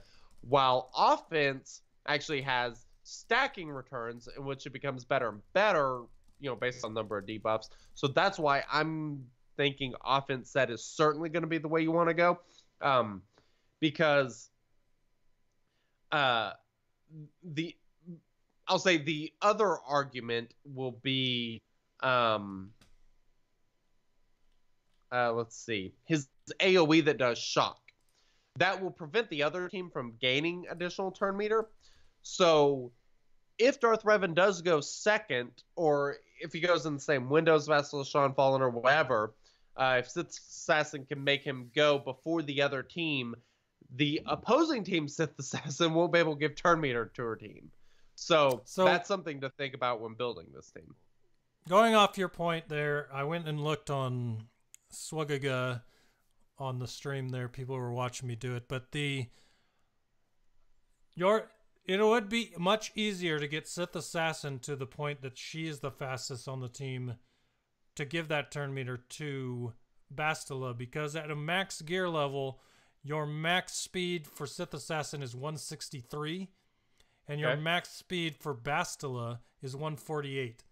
So that is what, 15 speed you don't have to make up with a mod. Yep. If you put that speed onto Sith Assassin. Yeah, that's a good point. So the one thing that I think will be problematic going against Jedi Knight Revan teams is the ability for the Jedi, how fast they'll be going to mark Sith Assassin, because he can obviously avoid Sith Trooper. So I think that'll be the one quirk that really gets put into this team as far as that goes. Gotcha.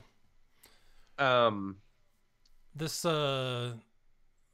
just look into some of the stuff here written in the developer insights. Another really cool post. They did one of these with Jedi Knight Revan, which was really cool. I was kind of glad to see it back. And for anyone that needs a cool wallpaper background for their phone, this picture is the perfect size, and they got 2 sizes of it. So if you go onto that developer insight post, there's a really nice vertical image there of Darth Revan if you like him.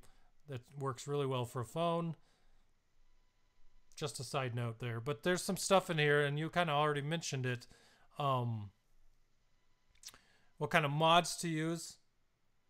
You talked about that. Who should go first in battle? They say that they've had the most success with Darth Revan when Bastila Shan went first in the battle. So try moving your mods around to make sure she's the first to act, or at least one of the first, like we're talking about there with the Sith Assassin. I think that is a very good move. Yep. Yeah. There's some other stuff I read in here, but you talk and then I'll find it. One thing I'm kind of curious to see exactly how it works. I don't know if it will at all, but you have Darth Maul, who basically gives the 20% turn meter. So that would be a way to make Sith Assassin go before everyone else, even probably before a Jedi Knight Revan team.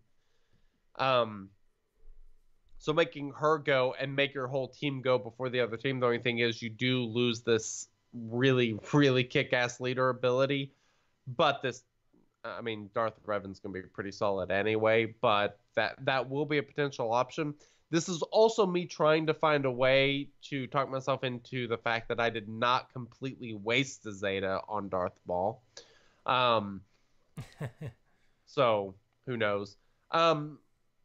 So HK-47, as I kind of mentioned before, you will for sure want an offense set on him because he has the AoE special that cannot critically hit. And then he has all the stacking offenses. So when he has the stacking offenses and then uses, if you're going with the crit damage set, you're really losing quite a bit by having crit damage set because you're not getting that extra offense that then gets stacked with all that bonus damage, which can't critically hit, but also ignores defense. Like, yeah, offense set all the freaking way on HK. And part of the problem is with him not being Sith, you're not going to be able to use Sith Assassin to manipulate his turn meter in those situations. So he's probably going to be needing a little bit more natural speed than some of these other characters may be able to get by with. But once Darth Revan goes, he'll have that extra 75 speed that'll help get him going. But, you know, that's just something to think about while modding. One of the things I wanted to mention when I read through this earlier this week on the podcast was that their recommendation for first Zeta is Conqueror. So if you have to do one at a time, their first is Conqueror. Now, I don't remember exactly which one that was. Okay, so that was Unique 1, Conqueror, which is the one with 100% defense penetration, start a Sith Empire ally's turn, dispel foresight on all enemies. And when Sith Empire allies is inflicted with ability block or stun, they dispel that debuff and gain ferocity. And enemies can't assist or gain bonus moves if their attack is targeting Darth Revan. So one of those is a Zeta, and that's one that they think is the best one to start with. If that's the most important one to start with, I really think the Zeta is probably enemies can't assist or attack again if targeting Darth Revan. Just because this is a team that's built to move Jedi Knight Revan out of the meta. Jedi Knight Revan, Han Solo, you know, the CLS, Chewie teams, C-3PO, all these type of characters these teams are based on assist and attacking multiple times in the same turn. And this, if that's the Zeta, that directly prevents all the logical counters that you would have to take out Darth Revan early. So I think that probably convinces me that that's the Zeta. And you know what? By the time you listen to this podcast, I may sound like an idiot because I could be wrong, but I don't care. That's my guess. No. Makes sense. Yeah. So that's all I had from that. Now, the last thing I have here is a question and answer that was posted before we started the podcast. Okay. Now, I haven't read it. Have you? I doubt it. The Darth Revan kit frequently asked questions. All right, I'll go through it real quick. I did read that actually. All right. Well, we'll have a link to it in the show notes. You can go ahead and read it. Was there anything you wanted to highlight in there specifically? I don't remember. There were a couple things that were really interesting. Here, I'll go and pull it up because I know there was something that I found very, very interesting in there. And of course, links to all this will be, down in the show notes. Yep. Let's see. Oh, one of the things was the raid boss generally being considered a leader. Part of the problem, though, Heroic Sith Triumvirate Raid Phase 4, Traya is the leader, and you can't target her until you take the other two out. So, not really going to be useful. A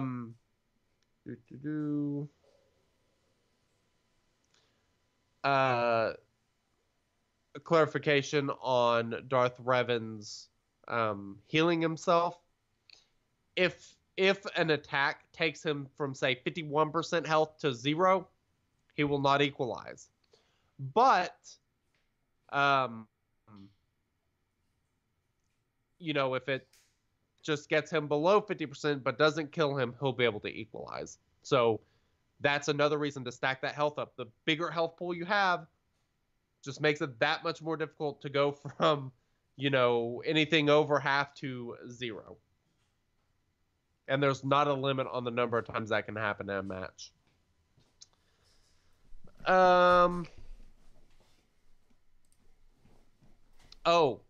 This one was kind of interesting and is probably important for theory crafting.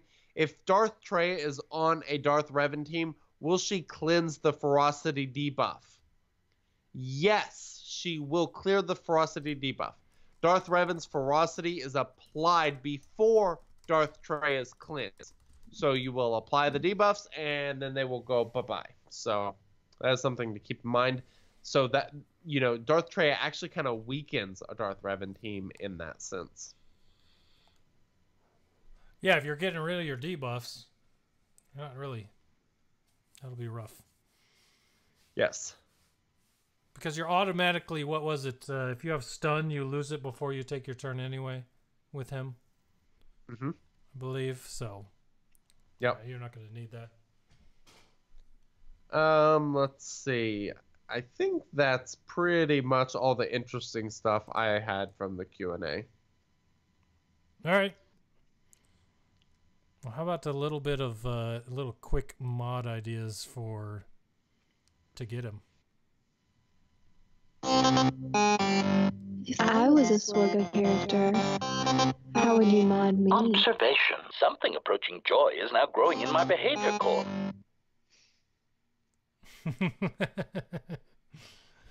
That's a pretty good one.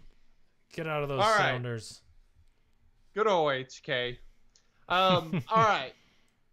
So, why don't you tell us because we have Karth, Canderous, Juwani, Bastila, and HK. I think we already covered Bastila and HK. Specifically, HK, the team that HK is on, I don't think affects the way you should mod him at all anymore because of the way that his kit was rebuilt. So I kind of think we know what to do with HK. But Bastila, hers could change. She does get the 70% health bonus. I assume that probably factors in because that's kind of important. But, how she works in a Darth Revan team could be completely different from how she works with this team. And I'll be honest, man, I don't even know a starting point on the other three. So I wanted to throw this out here. I only really wrote anything down for Karth and Juhani because I don't think that there's too much you need on Canderous besides the ability to land his dots, and then on top of that, just being able to deal damage because of those dots. So potency might be important on Canderous, but then it might not be at all because Karth's leadership adds 30% potency to all Old Republic characters.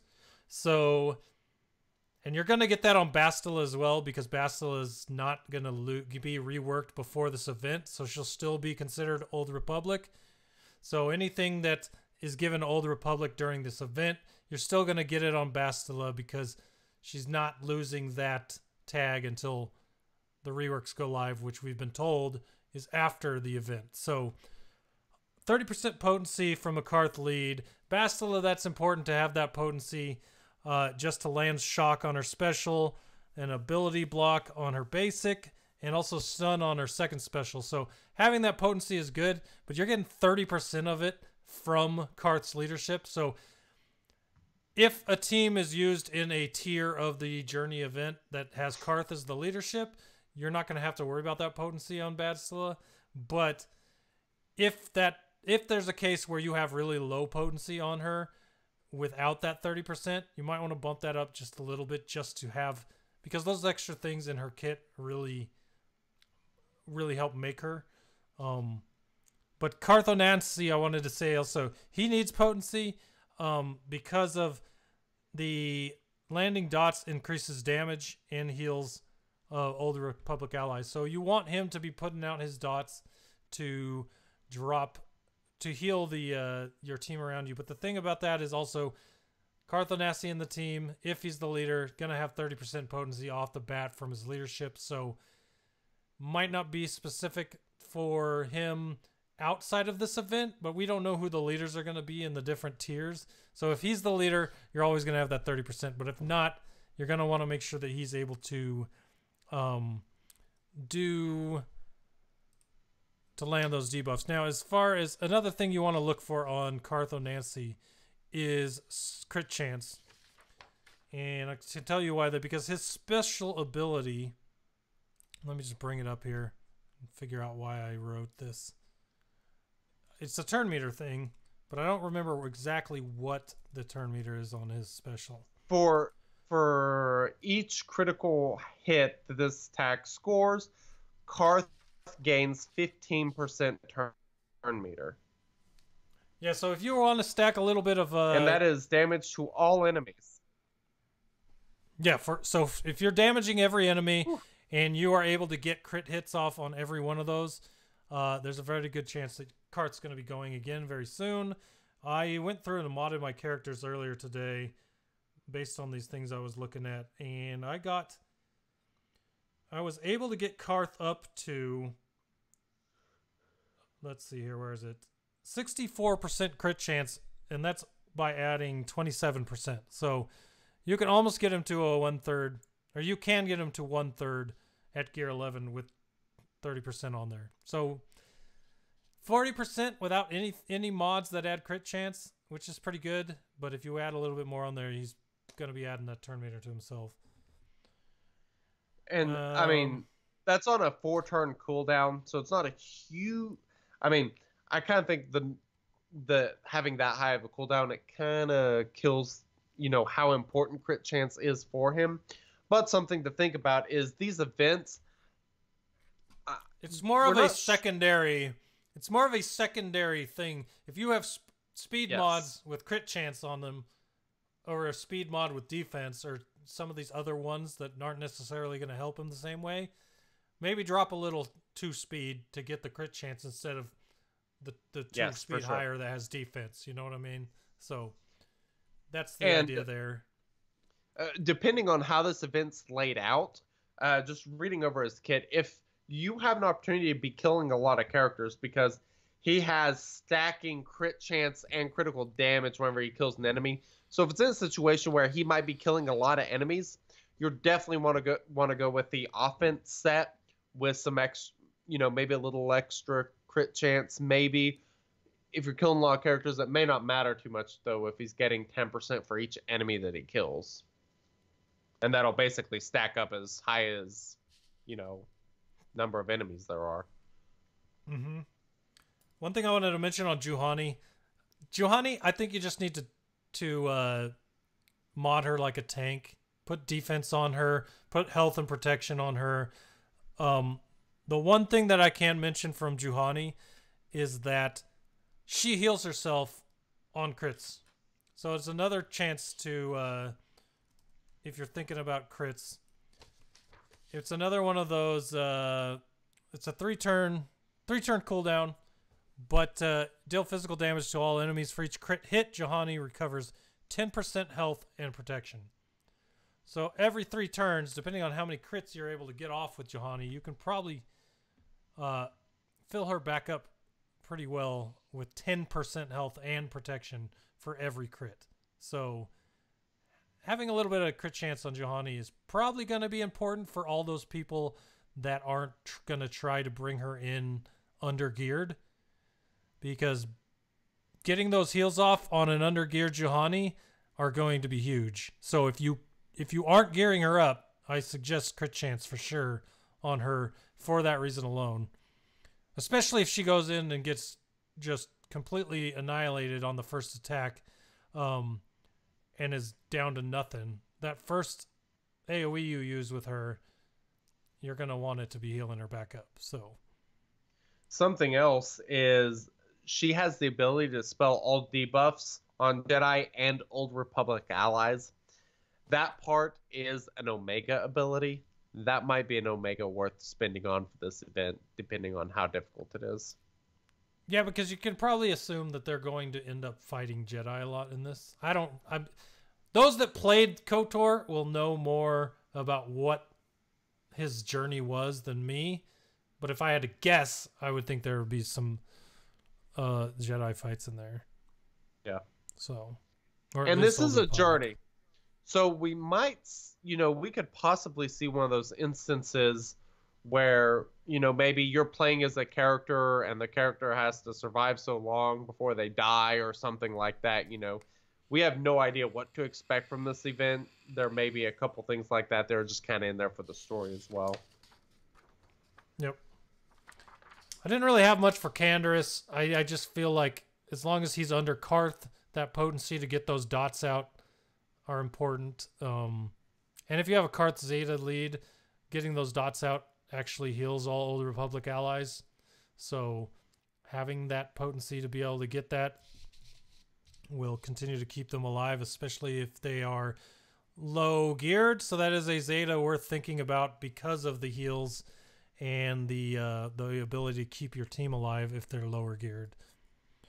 But yeah, I don't really have anything to say about HK because we kind of covered him. But those are where my thoughts with this team as I go into this event and how I want to make sure I am doing everything I can to maximize their abilities. Is there anything I'm missing? Reading Canderous's kit, I mean, he does a tenacity down. He gains potency because of the team that you're going to have. He's going to gain a significant amount of potency. One thing I did notice is that whenever you attack a taunting death mark whenever an enemy with a damage over time effect is damaged by an attack, Canderous gains the 8% turn meter. So another reason you want those dots landing. Another reason you want those dots out, and his basic ability can attack 3 times. So if the enemy had protection before that attack, he will attack a 3rd time. And that could be 24% turn meter that he gains. So he's one of those characters that once team gets going, it may not matter a whole lot on his speed specifically, but you might be able to just make him a wrecking ball with damage and some potency to help get those debuffs out there in the beginning and just kind of go from there. And he also has super health slow steal. as it is. So I think I got 97 speed on him, and he's only right around 200. That's slow. So he's really slow. So you might be better off having the turn meter boost him up and worry about damage and potency and making sure he's doing the damage instead of worrying about the speed on him. And like you said, with the potency, the other thing I would look at on him is health, because he has 10% health steal. So you'll probably want to try to load him up with health just because he can recover it. I gotta love people that can recover. Yep, for sure. Well, I think that as far as thinking about what I'm going to do, those are the main little thoughts I had. I wanted to share them here. Not that that's the end all be all, but hopefully that is enough to get a head start on that first day. So let me know in podcast chat if you guys have any other ideas for that, because I'm really curious to make sure my mods are good going into it from the start. Now, I know my gear levels are pretty good for this, but it will definitely help everyone if we're all sharing those ideas, because I want to make sure that everyone can do it with what they have and don't have to expel resources before the event that they might be putting in Darth Revan. You know what I mean? Yep. So I agree, and I am not taking them much up in gear levels. So what I think I will probably do is I will probably live stream at some point. Exactly when, I'm not sure yet, but probably the evening that this event comes out, I'm going to try to do a live stream. How's my internet going to be? Who knows? We'll see. Do you have any friends across town with good internet? I do. One of my friends does actually have good internet, and I do have a laptop, and I have my lovely Yeti Nano that if you want to be able to go off somewhere else and record, a Yeti Nano from Blue Designs is a great way to go. And if you go to bluedesigns.com and use the promo code SOPOD, you can get 20% off. So I might use that bad boy to go find some good internet and live stream. That might be a good idea. That might be the best idea, I think. I think I so like too. it. All right. Are we ready to go into our final segment? I am. All right. Let's do it.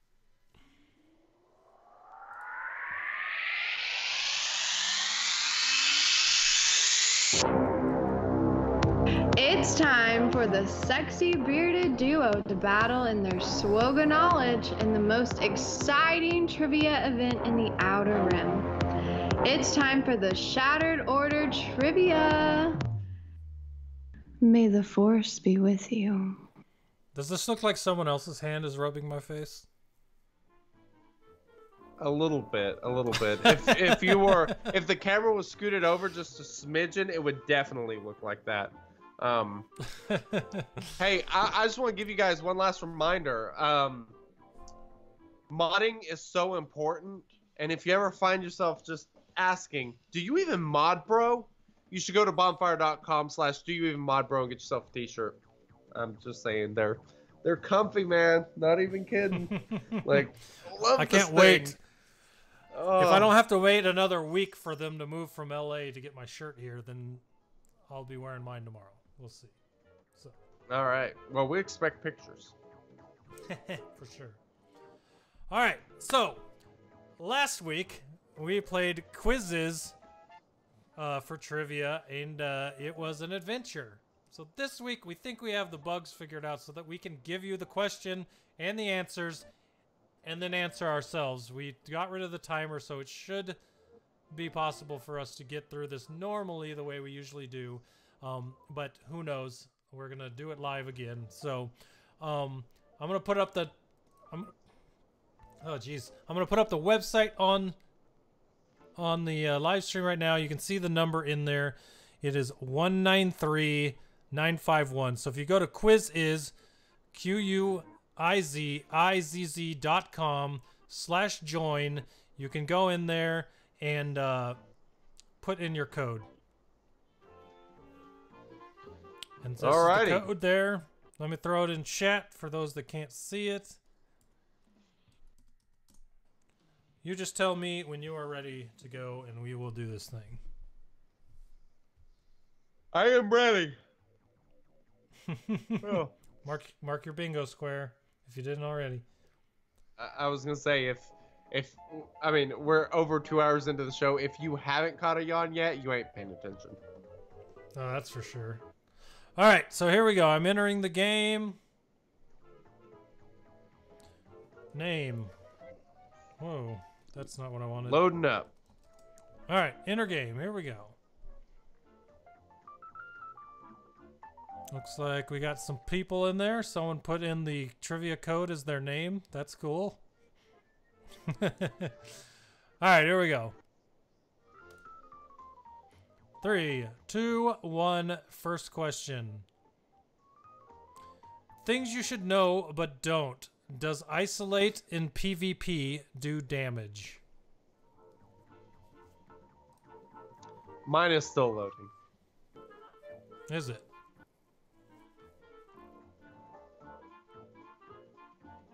All right, well, I've answered the question, so I'll just wait for you. All right. All right, what was that game code? I restarted it, so we'll see. You can do it. Ah, there we go. 1, go! All right. So does isolate in PvP do damage?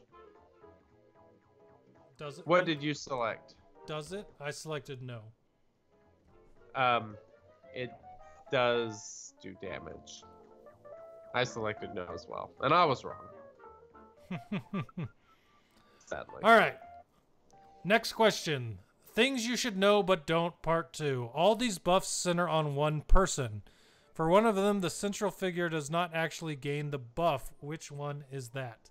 Translation, secret intel, or battle meditation? Ooh. Ooh.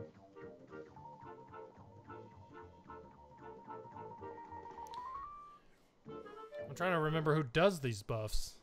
I'm pretty sure. I know who does all of them, but I've eliminated one. I'm not sure between the other two. I got my answer. I got mine too. What did you go with? Battle meditation, because Hoda cannot put it on himself. Hoda. Battle meditation. Isn't that? That's Bastila Sean. Master's training is Hoda. Well, that would have worked too. Nice. I guess my mix-up there still worked out for me. Question number 3 is, Sith Trooper can do damage straight to health. How? Straight to health. He goes straight to health. Okay. I can imagine him saying that. Straight to health! As he's like shooting. His basic, never. His special, always. His basic, never. His special, when the enemy is debuffed. His basic, when the enemy is taunting. His special, when the enemy is debuffed. His basic, when enemy is debuffed. Or his special, always. I don't like this one. Woohoo! Woo! His special is really always? That was Sith Trooper? Yes. Wow. Good to know. It just does so little, I never even notice it taking it away, I guess. That is true. And his basic does it whenever the enemy is debuffed, apparently. Interesting. I was using him the other day, and earlier today, I think, and he had counter, and I noticed that the health was decreasing. I was like, well, that's odd. That's the only reason I got that one. All right, question 4. Burning does some crazy stuff under Django. What does it do? Prevent buffs, prevent turn meter gain, prevent healing, or prevent counters?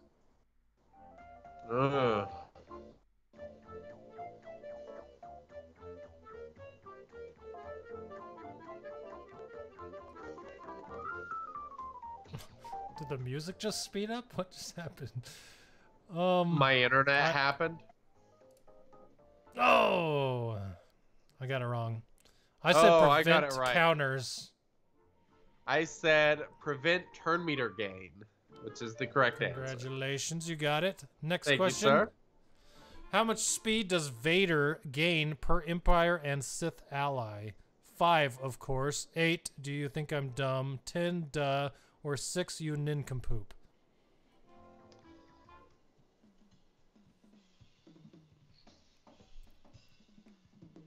Did you get it correct? I'm still thinking. I haven't got an answer yet.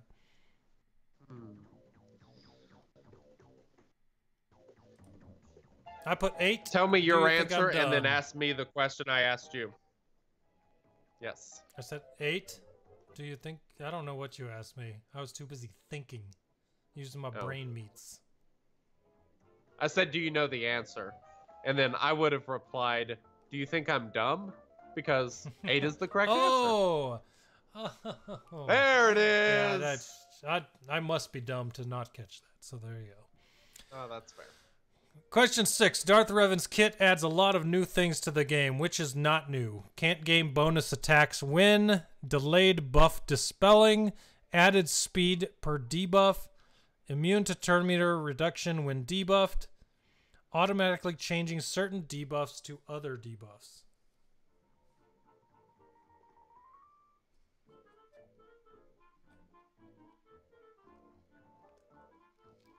I don't like this. I got no idea. I feel like I should know this, but I don't know. Well, the theme is stuff you should know, but you don't.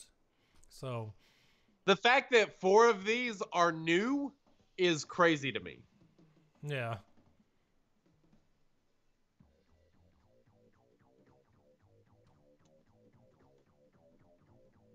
Ah.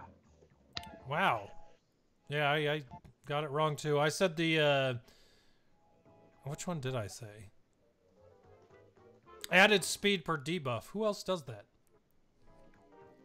I do not know. That is an excellent question. I put the bottom answer, which was can't. Hell, I don't remember. I picked a bad answer. You picked the wrong one. As a final, things you should know but don't. Which of these does shock not do? Prevent healing, prevent bonus turn meter, prevent regenerating protection, and prevent buffs.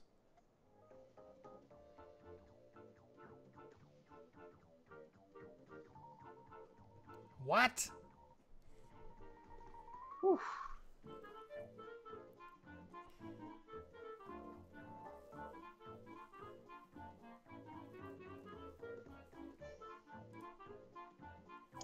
Did you answer? Yeah, I picked the wrong one. The answer was prevent regenerating protection. Which I didn't know. Makes I'm no gonna have to sense check to and make me. sure. Because I was thinking healing prevented was health and protection recovery. But I guess We'll have, no we'll idea. we'll have to check. Well, you beat me because last I saw you had 4,000 points. I got 3,000. I ended up with 5,000 actually. Oh, well, there you go. Indeed. Let's see who's in Not first. too shabby. How do you get to the leaderboard here? That's what I was wondering. I think Tesh might be the only one who can see the leaderboard.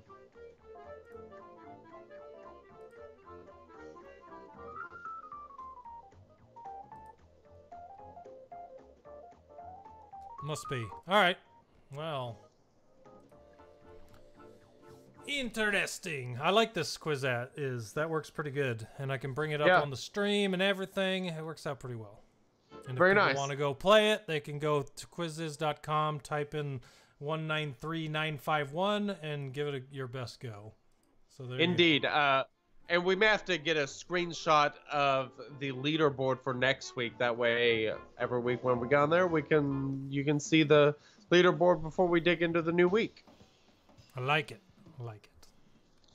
Sweet. Well, is there anything else that we would like to add into episode 141 of the Shadow Roar podcast? I am revaned out for the night, so I think I'm ready to go sleep and probably do something before I sleep to take my mind off of Revan so I don't dream about him. Smart thinking. Yeah, so I'm going to go play Apex Legends and do that. I am going to go play Nap. It is time. Ooh, nap. Nighttime nap. Nighttime nap. Well, everybody, thanks for hanging out this week. Good luck in your quest for Darth Revan. And we will, of course, be catching you guys next week on episode 142 of the Shadow Roar podcast. Until then, everyone, we will catch you on the flip side. Anything else? Nope. Later. Later. Cautionary. I am registering excessive system damage. Systems failing, Master. You've just finished with the Shattered Order podcast. Join us next week for another round.